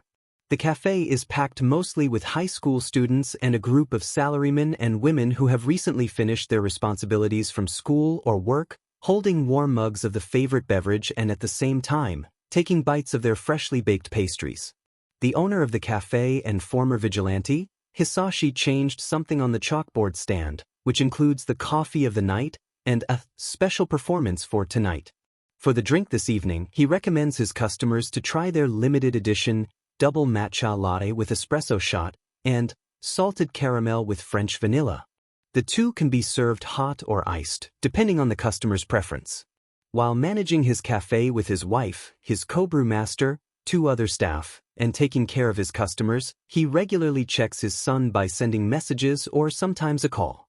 He knew about the program his son is currently working at, but at the same time worried for his son will meet his former childhood friend. Katsuki is one of his regular customers and usually gets his drinks, let's say about 2 to 3 times a week. Hisashi knows his favorite drink, green Robusta coffee. He once asked him if he could try other drinks, or something new, but the ash blonde always refuses to tell him that he will not get tired of the taste and the drink gives him energy for both training and studies. He also added the drink reminds him of the day his former childhood friend unleashed his power to him back in Aldera, strong and bitter. Hisashi prayed to the heavens and wished his son would accept Katsuki's redeemed personality and not thinking the past and arrogant him, because he too already forgave him and gave him a second chance to start over again. And to this day, he hoped the gods will grant his request. Once the snake-looking lines of customers at the counter have cleared, he checked the notification of his phone and it seemed his son replied on his message. "What's up? Hisashi, how's my little broccoli doing? Is your first day in UA, okay? He get it? UA? Okay? Insert ha emoji. Izuku, thanks for trying, Dad. Not funny at all. Hisashi, well, there's me trying to lighten up the grumpy mood of yours. Kidding aside, how's everything there? Izuku, I just met him on my first day. I guess you're right about what you said. Hisashi, and? Inserted 3 wow emojis. Izuku, I don't think he was acting like an a-hole like he used to. Hisashi, but did you forgive him, yes? After 5 minutes. Hisashi, well? Your dad is waiting for your reply, you know? Izuku, no. Hisashi, you can't be serious, right? Izuku, you can't make me forgive him for what he'd done. You know what, Dad? Let's call it a day. I'm tired and I'm still making school works. Let's talk about it tomorrow. Tell Mom that I love her. Good night, Dad. Conversation ended. Behind him, his co-brew master was reading the conversation, grinning and letting out a soft chuckle. A tall black dyed with a few traceable red hair strands, wearing a black polo with a green apron, beige cargo pants, and black boots. Hisashi glanced his head only to find out it was his coworker who was chuckling while reading the messages on his phone. He gave him a jokingly stern look. What? You should be working. Tuya cut him off.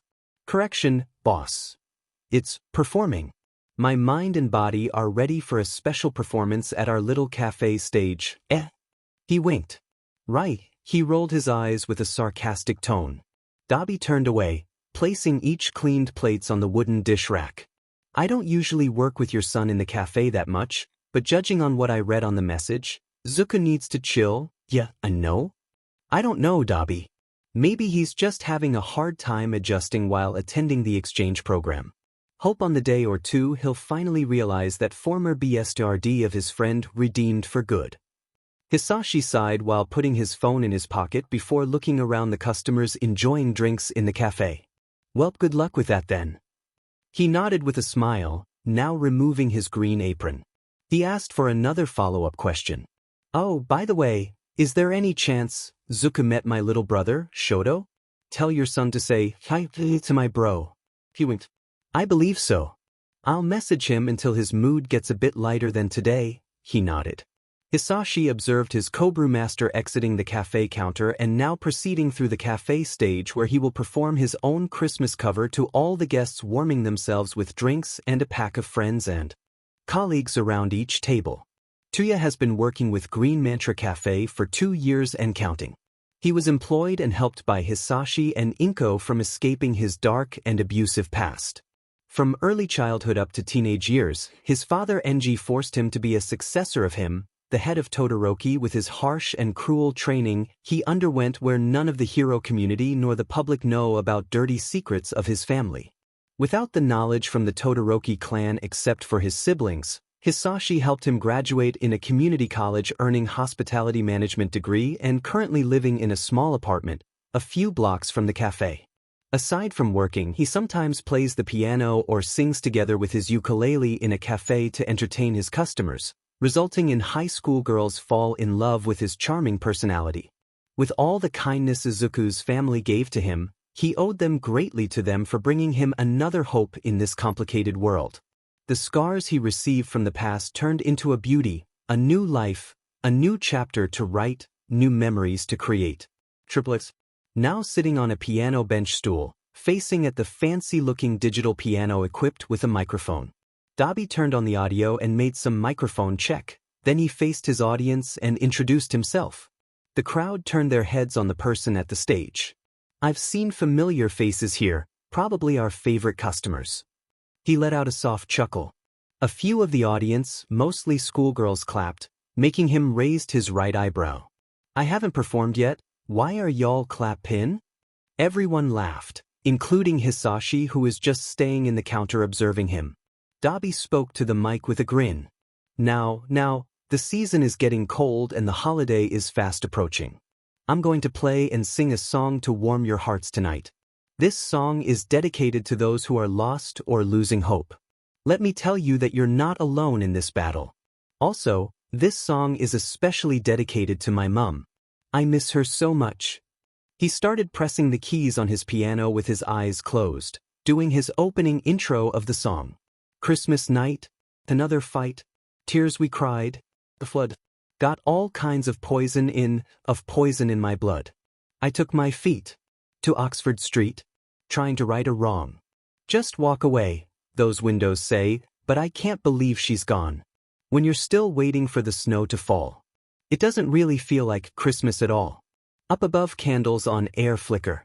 Oh, they flicker and they float. And I'm up here holding on to all those chandeliers of hope. And like some drunken Elvis singing. I go singing out of tune. Singing how I've always loved you, darling, and I always will. Oh, when you're still waiting for the snow to fall. It doesn't really feel like Christmas at all. Still waiting for the snow to fall. It doesn't really feel like Christmas at all. Those Christmas lights light up the street. Down where the sea and city meet. May all your troubles soon be gone. Oh, Christmas lights, keep shining on. Dobby looked at the audience and shouted. Come on everyone, sing with me. Some audiences walked near the edge of the stage and sang together with him. Those Christmas lights light up the street. Maybe they'll bring her back to me. Then all my troubles will be gone. Oh, Christmas lights, keep shining on. Oh, Christmas lights light up the street. Light up the fireworks in me. May all your troubles soon be gone. Those Christmas lights keep shining on. Ending his outro with the piano, he finally stood up and bowed to everyone as the audience clapped and few were yelling for another request of another song. With all the crowd cheering for the brewmaster, a man outside of the window witnessed the performance inside the cafe. Wearing a dark brown coat, a black beret hat and leather gloves, he let out a small smile from his lips before leaving the scene. You've made your own path after all, but in a simpler normal life. I'm proud of you. Did ya? The Defiance Dance.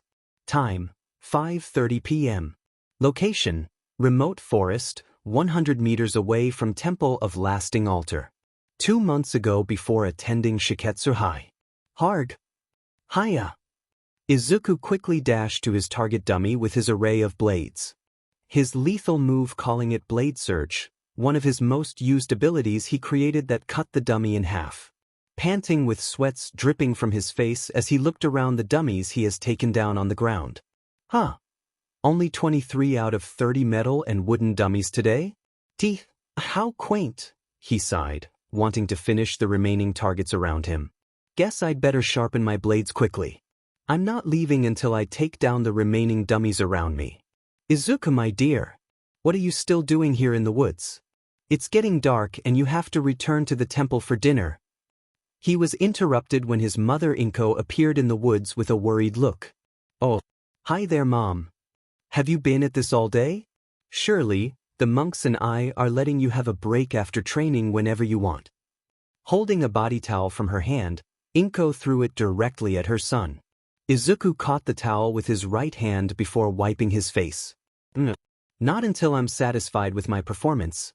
Wait, wouldn't you suppose to help the maidens preparing dinner? Why do you care anyway? Inko crossed her arms with a pout. 2 reasons. First, training too hard will actually worsen your skills. Second, I'm your mother, silly. Of course I'm your son, geez. Izuku jokingly rolled his eyes. Well, that's easy for you to say. You've already mastered your quirk. But for me? I don't have luxury and time for rest. His mother laughed and walked closer to him. Ha! The luxury of rest, huh? Izuku, please listen well. When I was around your age, I trained much like you do, to excess. He glanced at her with a raised eyebrow. Is that so? She nodded with a smile, placing her index finger on her cheek before looking up at the dark skies. Oh yes, I often trained until I could no longer levitate myself or even lift a single object using both of my hand and head. I was proud of my efforts until I realized I was, in fact, setting myself back. I spent almost as much time bedridden from exhaustion and headache as I did actual training, which made your dad worry for a few days. Izuku tilted his head, not that satisfied at what his mother was telling about her experience. I still have a hard time seeing you fail at anything though. That was not my only folly, dear. Another time before you were born, I wandered off to fight a big creature alone in the deep dark woods of Hirana. I lost sight of the trail back home. I wandered lost for almost a week. When I finally returned, I was parched, feeling light and thin and near death. When I lost my balance and about to pass out, Hisashi caught me with his arms. As the next situation his mother told to him, he was finally pleased and blinked twice. Dobby, what the hell, Mom? How could you have done something so reckless? Inko grinned, placing her one hand on Other's soft dark green hair before ruffling it. The same reason you're out here taking down dummies with your deadly moves and blades in the woods. Pride. Izuku closed one eye upon being ruffled. Pride, huh? He mumbled. Yes, dear. I was impatient. I thought I could reach my potential and became powerful quickly. But let me tell you one thing you can carry in the future.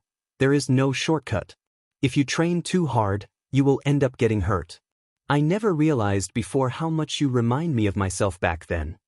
Though amused at the good words coming from his mother, Izuku again protested with a serious look. Mom, I can tell you to speak the truth. But I simply can't wait. You're as stubborn as I was too. Well, I have an idea. Inko looked directly at her son with a smile, asking for a request. Izuku, allow me to watch your training in the next daylight, then later I will join you in your training. Izuku's eyes widened upon asking the request, backing away with 2 steps. Are you serious, Mom? Look, I think you've done more than enough of letting me train with my quirk in the temple. If you're going to be reckless, you may as well have some supervision. I won't let you get hurt because of the training ever again. As someone who has been where you are now, I can offer you further guidance, such as maintaining your form with the blades and also keeping the balance of art and combat. Lastly, I can pull you back just when you're about to go over the limit. He sighed and later nodded with a slight smile. Well, I certainly won't turn down training coming directly from a skilled former vigilante psyche, and my own mother. Good. We can begin once you've taken a short break. The last thing I want to see is your blades perfectly flowing from your moving hands and feet. Thanks, Ma. Just don't get upset if I get overboard. Izuku grinned. What? I'll worry about that when it happens. Alright. Now, I'm getting hungry. Let me just gather my blades and we're good to go. Say, what's for dinner tonight? Inko smiled. Katsudon for tonight, dear. Izuku's one eye twitched upon hearing the tonight's dish. He then yelled, of all foods, why katsudon? It's not my favorite food anymore, Mom, what the F dash? Mother smacked her son on the shoulder using her one hand. Oi, watch your potty mouth or you'll find yourself respawning in your own room. You wouldn't like me when I'm angry. Ow. Izuku grunted like an angry lion. That's it. I'm going vegetarian tonight. Inko chuckled lightly while watching his son collecting his blades scattered on the ground. Inside her head, she let out an inner thought. You make yourself a weapon, so you do not have to feel the pain you had in the past. But you, Izuku, are not a weapon. You are my son. Triplets. Izuku's wireless presentation remote suddenly dropped on the floor. His eyes went pitch black while eyeing him directly at the ash blonde who had some ball to ask that personal question. The rest of his classmates looked all confused, motioning their heads on two parties having sexual tensions which they think that the two would make good rivals. Katsuki's anxiety level got lowered, clearing his throat before asking him the question once more in a more bravely manner. I'd like to ask you one more time, Izuku. Why did you choose to enroll at Shiketsu instead of UA? Is it because of you wanting to get stronger than before or is it because of me? I've heard enough. Izuku lowered his head on the floor with a slight chuckle and smirk on his lips. He bent his one knee, reached the remote on the floor using his right hand and later stood tall, eyeing the red contacts before liking his upper lip. Challenge me, Bakugu. If you want me to answer your question. Test your might. What? Katsuki backed away with a light blush on his cheeks while looking at the stuck side of Izuku. The class yelled. A challenge? Uraraka asked. Are you even allowed to that, especially you're an exchange student? Izuku tilted his head before motioning towards Roundface with a grin. Why not? According to the policies and rules of the student exchange program, an exchanged student can request a friendly challenge to any of the students, as long as they have consent. I wouldn't waste the opportunity to challenge any one of you. Especially Bakugu. Izuku closed the presentation on the screen by pressing the off button on the remote. He then closed his laptop before holding it, returning his look at Katsuki. Along with Todoroki and Yaoyorozu, who is not around, you've become part of UA's Big Three, correct? You've won first place at the sports festival and got recognized by All Might. Your school joined forces with Hero Council and Police Force to participate in trampling down the League and Shy Hasakai to rescue that poor defenseless little girl. He let out a soft chuckle and muttered, This school sure loves to be the center of attention, eh? Izuku walked off the stage and slowly went to Katsuki, who was standing on his seat. He came closer inch by inch, smelling the mixed salted caramel and vanilla of the other. Bakugu's heartbeat pumped faster as sweats dripped on his forehead upon seeing Izuku's actions in front of him. He reached the ash blonde's ear and whispered in a stuck tone. You told me on my first day that you've changed for good, and now I'd like to see your potential. I'd like to see if you've redeemed for good. Kaken. Katsuki gulped and closed one eye after being whispered for a challenge. Shocked at how Izuku finally said his former nickname Izuku came up with during their childhood. It sounded so CC. He nodded and let out a low-tone reply. Fine, I accept your challenge. As a top hero and training student, I won't go easy on you, Izuku. Izuku backed away about an inch and looked at him with an amused look and later a smirk. Oh, it seems our duel is going to be more fun than I imagined. He turned around and walked away from Katsuki and asked the class president about the schedule of hero training class. Ida answered the training will be at 2 p.m. in the afternoon. Midoriya's special homeroom class ended as they later on proceeded on attending the other subjects until lunch. In the next chapter of Izuku Midoriya, the Defiant Blade. The advice I told you 3 years ago, It was wrong for my part, and I wanted to take it back. I should have thought twice before I even expressed my thoughts about that question. The thin and sick version of Toshinori looked on his damaged and scarred hand before looking straight at the green-haired. Then, I heard about the rumors since last week that your school placed you here for your student program. And now that I'm facing at you right here, I would like to have this opportunity to say sorry to you, young Midoriya. He coughed up twice, covering his lips using a handkerchief. My health is deteriorating and I don't have much time. I would like to know you more until the rest of your program, my boy. W, will you give your favorite hero a second chance? The other couldn't help but cover his lips using his one hand and turned back to burst his tears. The mask of Izuku concealing all of the emotions of his past has finally been cracked. An emotional downpour.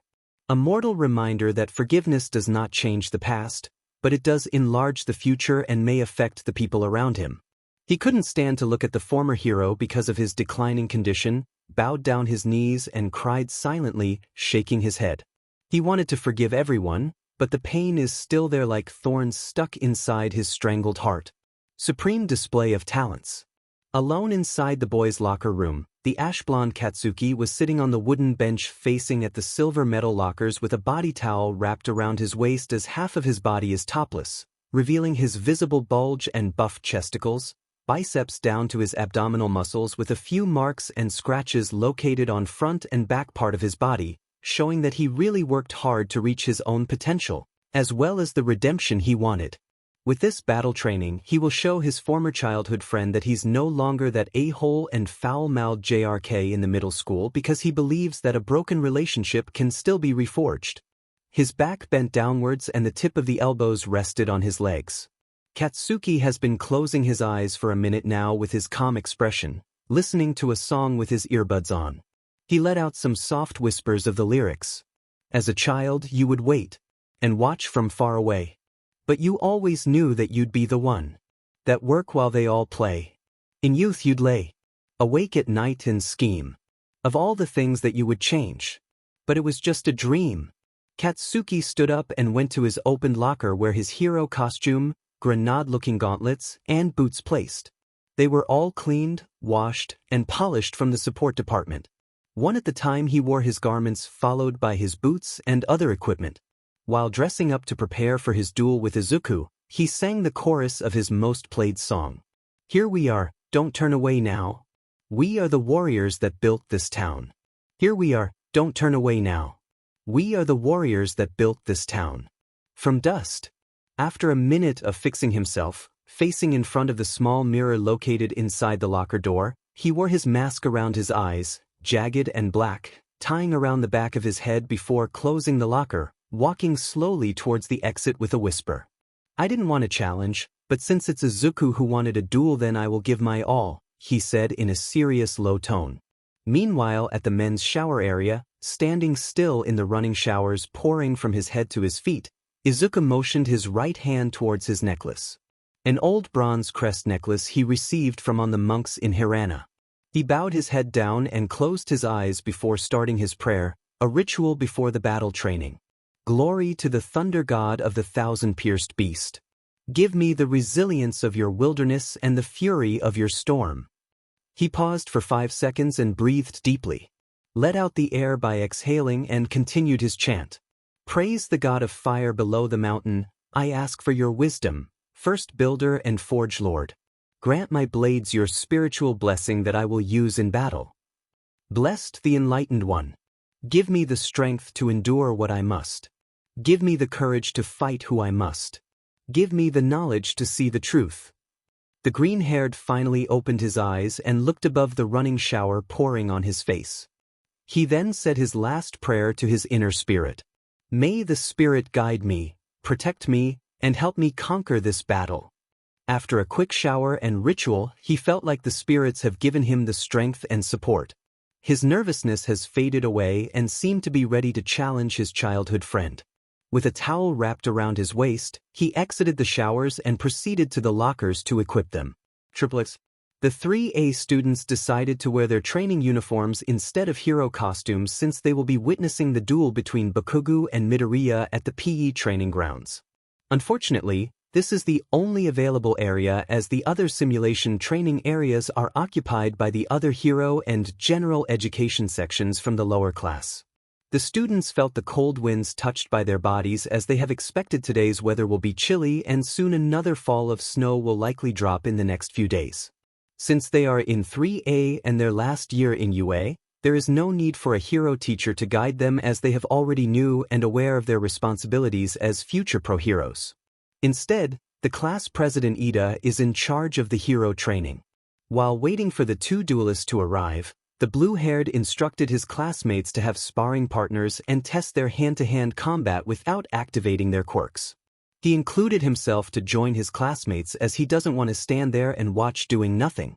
He later requested Uraraka to be his partner, which the brunette smiled and agreed. Minutes have passed and the class paused their training when the ash-blonde Katsuki arrived first at the training grounds wearing his hero costume.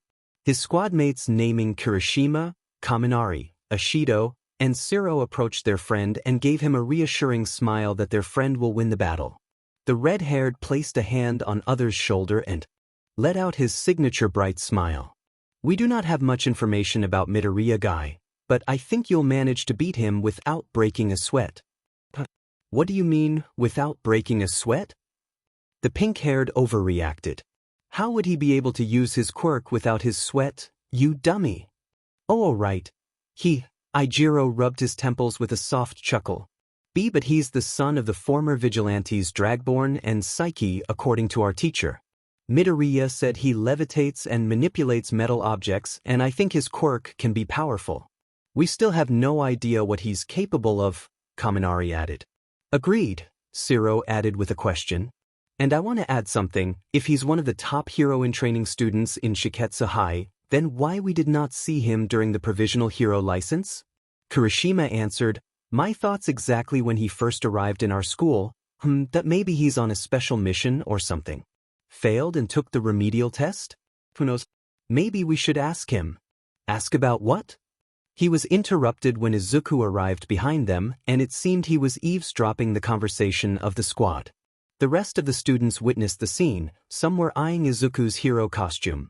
Assassin ninja-inspired battle suit with colors of black and dark green. His fearless emerald contacts are visible as half of his face are covered with a leather shadow assassin mask that covers his lips and nose.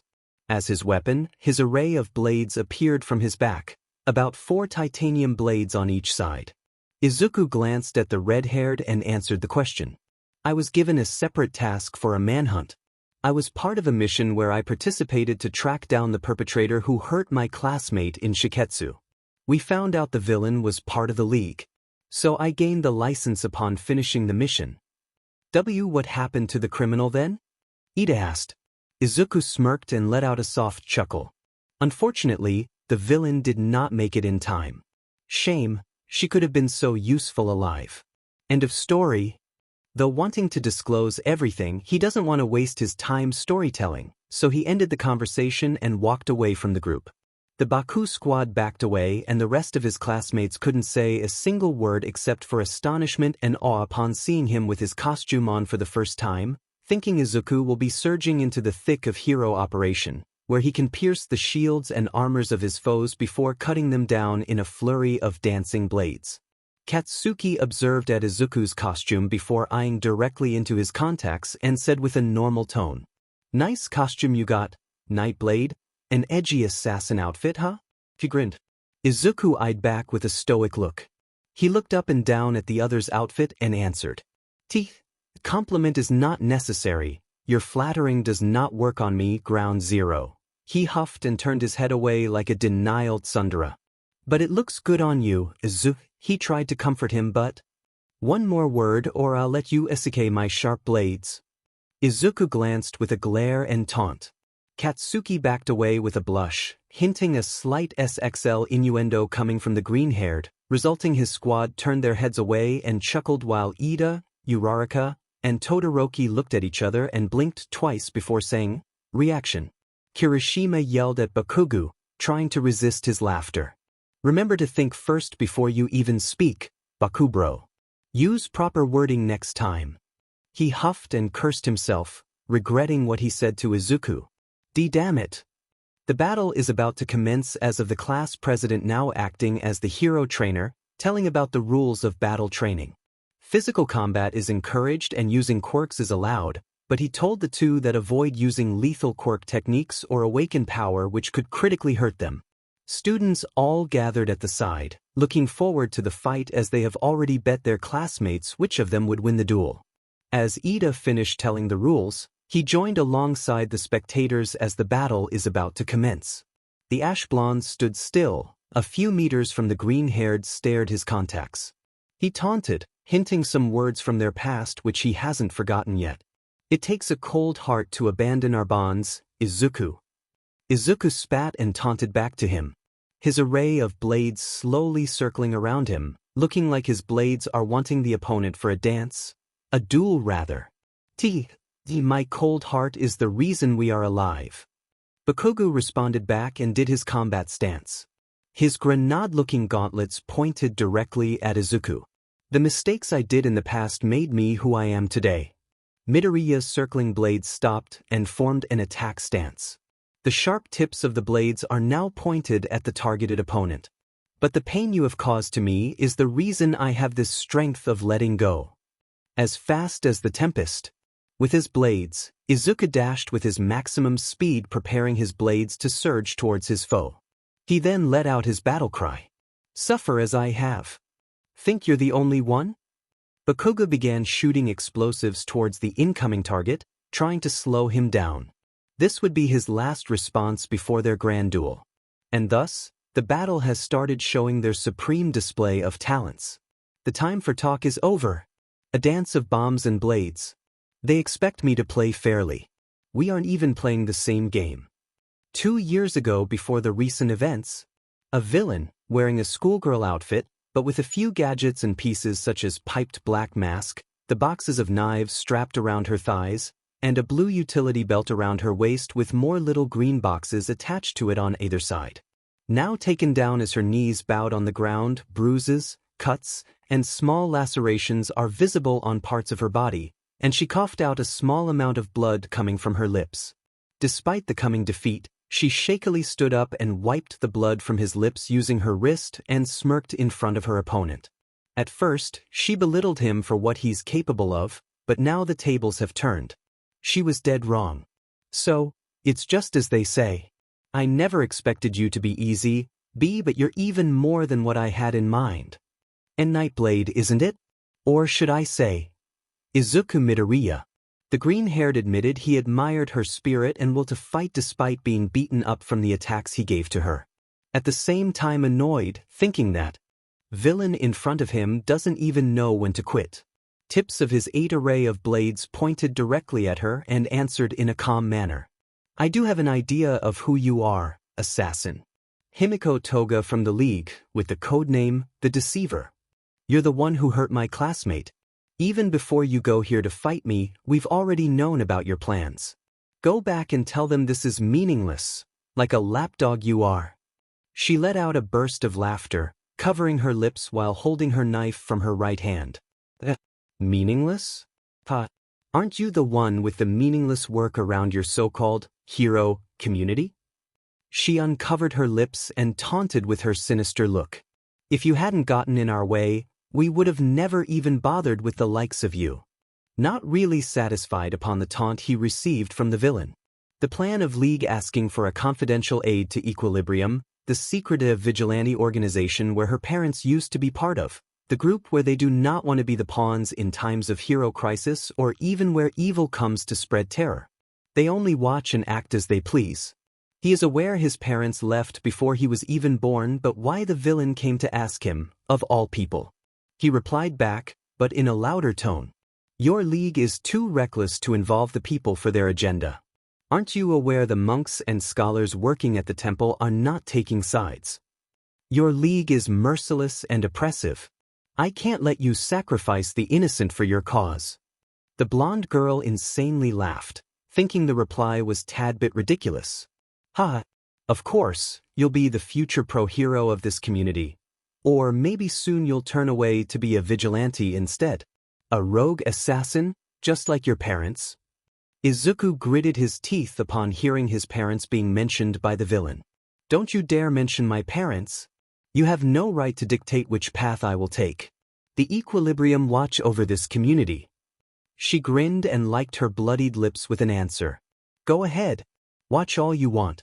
The League and the other villain organizations will act. This world will not have a balance with a hand on the scale. But let me tell you one more thing. How many have two factions killed each other for that title? Of which of them deserve to rule this community? Hundreds? Maybe thousands or even more.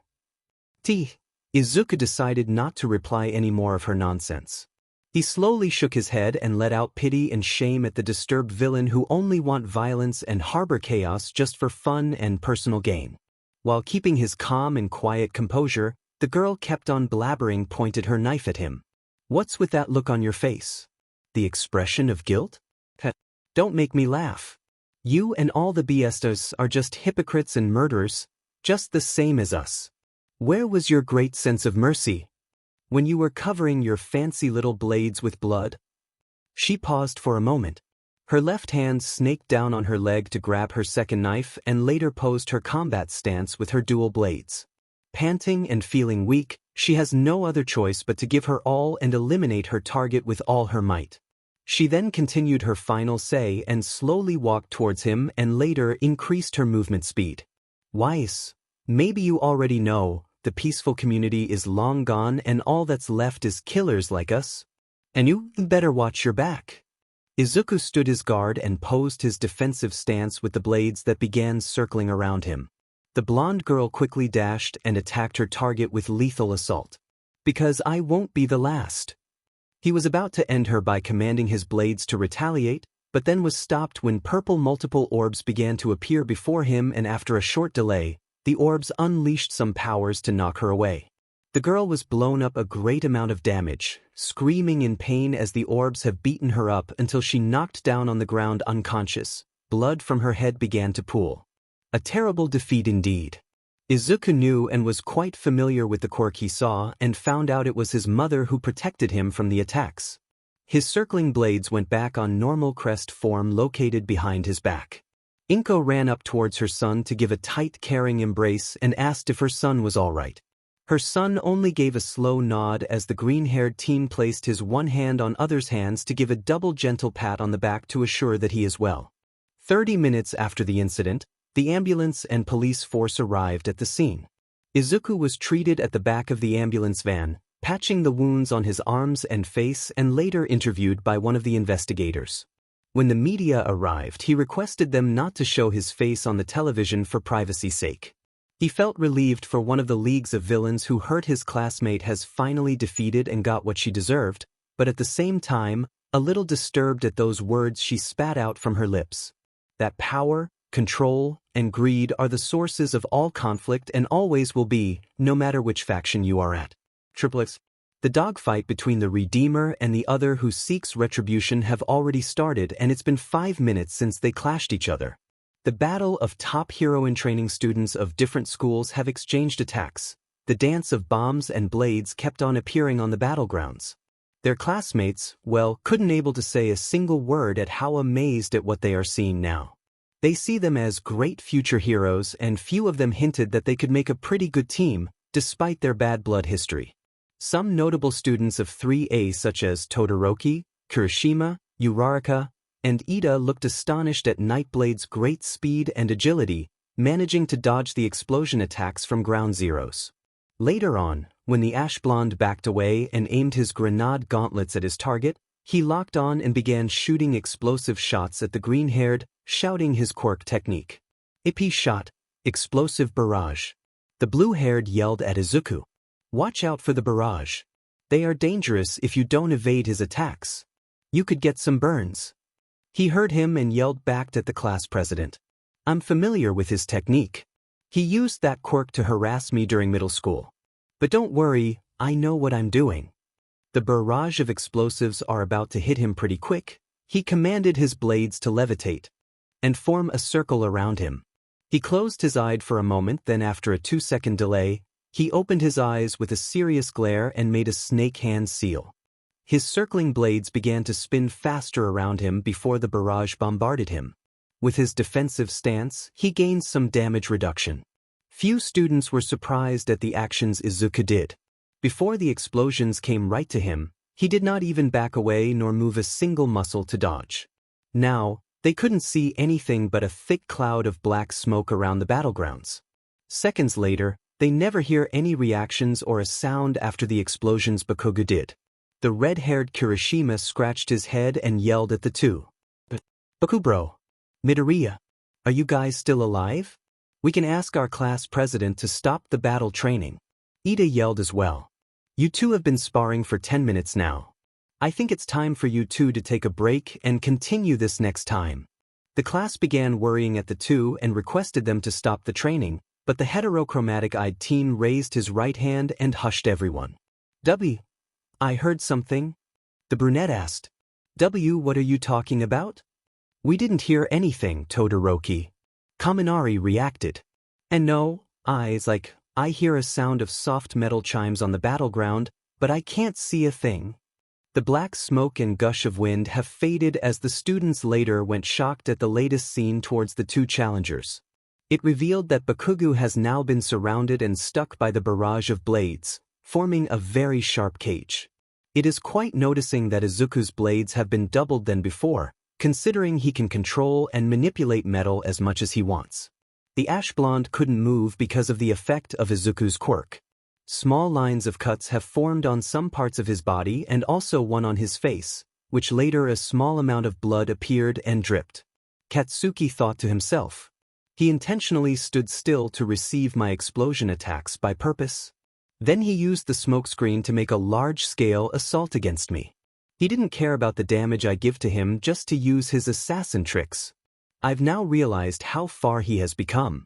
Izuku observed him carefully and walked through the blade cage with a grin. I call this as one of my ultimate moves. It's called Vanguard's Edge.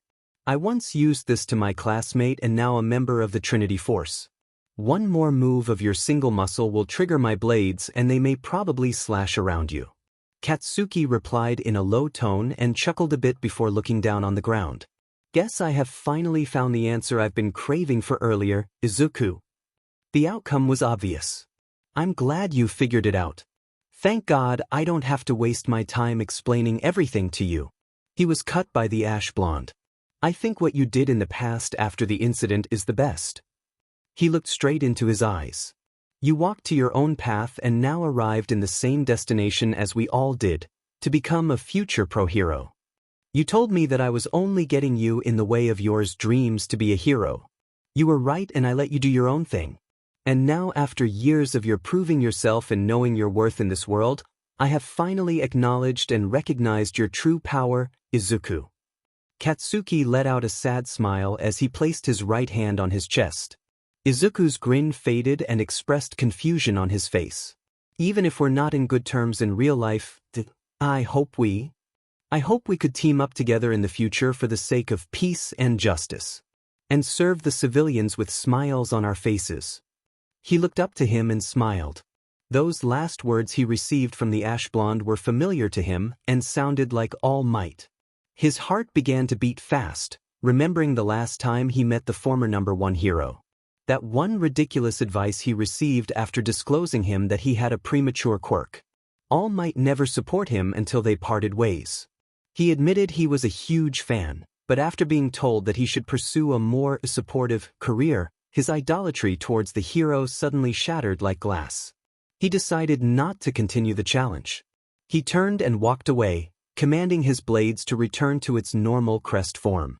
He walked away from the scene, raised an index finger at everyone and announced in a normal tone. My duel against him has ended. I lost the challenge. 2 grande double matcha iced latte with dark chocolate froth on top for our 2 beautiful girls tonight.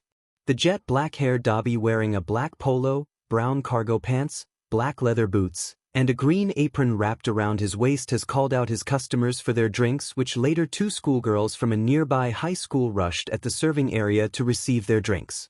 The brewmaster popped the top of their grande cups using a paper straw and winked at them. He used her charming and gentleman personality to make sure his lovely customers come back to the cafe on their next visit. Enjoy your drinks, ladies. Thank you as always, sir. One girl said cheerfully before getting her drink. We've been getting our drinks here for quite some time now, and we always make sure you are the one who makes our drinks here. The other girl added before sipping her beverage. Duh, thank you for your warm compliment, sweetheart. He rubbed the back of his head and chuckled lightly before giving them extra paper napkins as a treat. The girls gladly took it. Say, how about you two stay here and sit at the near table to enjoy your drinks and talk? Later on, I'll be performing once again to all my lovely customers like you too. We would love to, the girls gleefully said, looking forward to watching their favorite barista performing soon. And so, Dobby continued, which his way of flirting with the girls, which took almost a minute to chat with them until he was given a lecture by the owner of the cafe, Hisashi, not to talk too much and focus on his job. Oi, I never put flirting with customers as passionate as possible as a part of the job description, you idiot. Hisashi smacked the other's shoulder in a teasing manner. Dobby just chuckled lightly and put his hands up as a form of apology. Hey, calm down, old man. That was only my way of communicating them at how good our coffee products are to our customers, really. Don't you want to gain loyal clients in the cafe? Dobby pouted while cleaning their counter using a cloth. Well, you're partly right, but it doesn't mean you have to flirt those minors when we still have customers waiting in line. Now, do your job. Ait. The other yelled as his response as Hisashi laughed. The two coffee masters continued to craft drinks for the waiting customers. Away from the coffee production area for a few meters, there is Izuku Midoriya, who took command on assisting 4 to 5 customers lining at the cashier counter. Instead of going back to Heights Alliance to get the reports done and probably socialize his UA classmates, he went here, paid a visit, and to help out their family business. Winter has been falling since a couple of days ago, and people drop by to get some hot beverages and freshly baked goods his mother makes at the kitchen. Another reason is to get rid of his stress of what he did back at the hero school, specifically during hero combat training. Though he was the first person to challenge his former childhood friend, he was also the person who decided to have his conditional surrender after the fight due to his personal reasons. Probably of their past, their broken bonds when the two parted ways. Izuku still couldn't believe it. Bakugo's performance against him wasn't enough. He wanted more from him. Was he playing safe and afraid of the attacks Izuku gave to him? Midoriya expected the Ash Blonde to be stronger and unbreakable just like he did back at the sports festival. Instead, he did the opposite. He performed less than he was expected to be. Why you were and are always on my mind. The achievements I received here inside and outside of UA, I wanted to share my milestones with you. You've been my inspiration to do good heroic things, and now that you're here, I want to ask if you feel the same way as I do right now. Katsuki's words for him are still stuck inside his head. He's still having a hard time adjusting his new attitude towards him after he unleashed his power in Aldera. Izuku shook his head before giving the change and receipt to the customer. Despite the stress, he made a small smile and bowed, as he didn't want to tarnish the image of the cafe if he showed his tired and sluggish look on his face. Kindly wait for you to be called. Thank you so much and have a great night. This is his usual script after assisting the customers. X.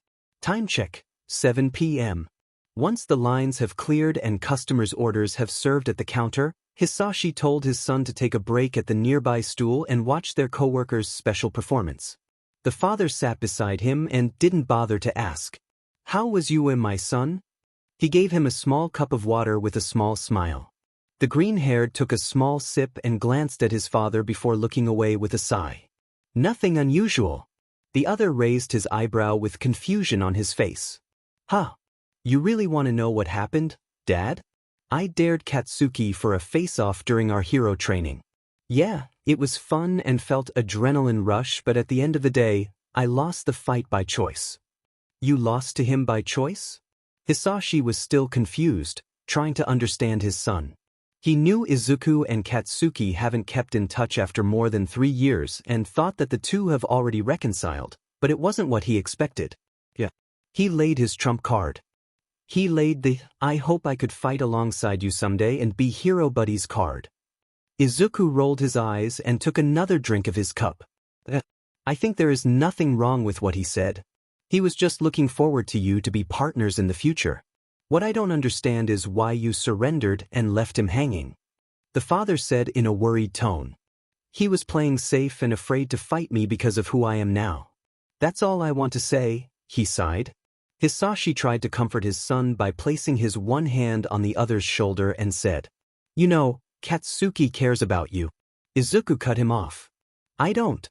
And you have to move on from your past. He did what he could as best to understand his son's situation. The father stood up from his stool and gave him a couple of pat on the shoulder and left final advice. Give him a second shot to reforge your friendship. Every person has its own redemption after all, just like you did back in Hirana. He walked out of his son to check the activities around the cafe. Izuku glanced back and slowly nodded at the advice. He was honestly unsure about what he would do to Katsuki. F.I.G. Kaken, he face-bombed. At the cafe stage, there is Dobby standing still and did a couple of mic checks, two ladies behind him as backup singers who are also working at the cafe, one keyboard player on the left and the other guy playing the violin on the right. Those two were Dobby's friends from college. Once they finished testing their equipment, the lead singer grabbed his mic and greeted their customers a warm evening. Then he started to have a small talk. This song is a short story of my dark past, my sucky childhood in specific. It makes me think of when I keep getting pushed and pressured to get better, to be better than him. I tried my hardest but always end up failing. My friends, my team in the cafe, and also random people inside and outside of the cafe do make me feel better, but the stress just gets the better of me. I mean, everybody in this cafe gets stressed sometimes, right? School? Work? Life in general? He asked. A few of the customers chuckled and raised their glasses as an approval. Izuku caught his attention to the tall man and felt kinda related to school and hero workload. He let out a slight smile and watched. He smiled lightly and continued. Another thing, I may be good-looking and boyfriend material by some girls which I keep on hearing, but this song makes me cry, like ugly cry kind of feeling. You know what I'm saying? Dobby chuckled lightly, walking slowly around the stage while holding the mic, looking at the people. I know and I understand if you're holding your laughter or at least. But I think this song is about a bad relationship or something like that. But when I listen to it. He paused for a moment to breathe deeply and closed his eyes for a few seconds before resuming his speech. I think about my father. He frowned with a slow nod. All the customers caught his attention and motioned their heads directly to the stand-up performer/barista of the cafe. Only notable people like Hisashi, Inko, Izuku, and the remaining staff of the cafe know Tuya's real background. One big red-haired man entered inside the cafe, wearing a black coat, a brown beret hat, leather gloves, and navy blue boots. He walked towards the counter. Hey, welcome to Green Mantor. Hisashi was glad another customer dropped by until he glanced his head and realized it was the father, Enji Todoroki, the pro-hero endeavor. He cleared his throat and smiled a bit before giving him the menu card. Oh, you're here. He care to order our coffee of the night? He grinned. Enji shook his head and said in a normal tone. I'll have the usual. He was saying about ordinary strong black coffee. Hisashi nodded and typed something on his monitor. Anything else?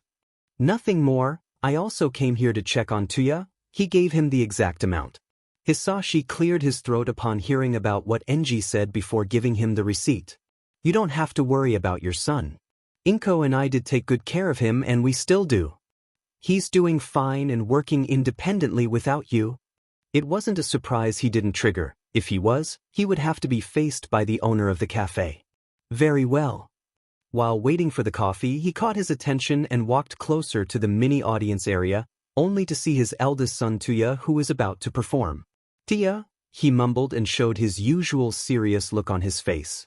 The vocalist adjusted the mic and stood up in front of the stand and said his final words. Yes, I think this is an amazing and powerful song.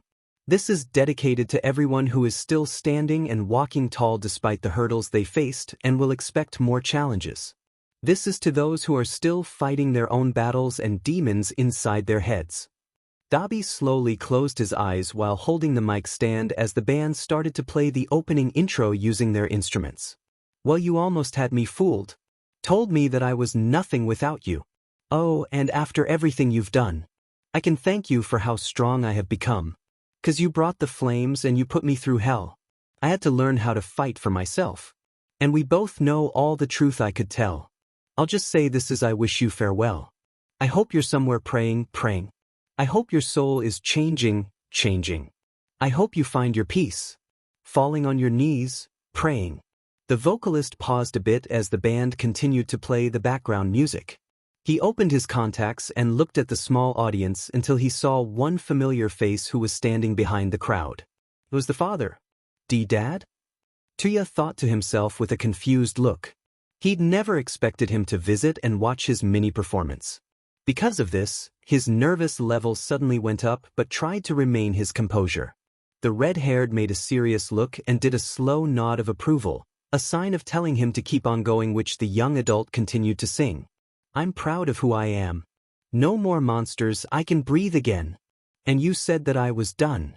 Well, you were wrong and now the best is yet to come. 'Cause I can make it on my own. And I don't need you, I found a strength I've never known. Small blue flames came out on both of his hands, but it didn't burn the mic stand or even the microphone. He can control the temperature of his fire quirk. NG looked a bit surprised at what he's seeing now. I've been thrown out, I've been burned. When I'm finished, they won't even know your name. You brought the flames and you put me through hell.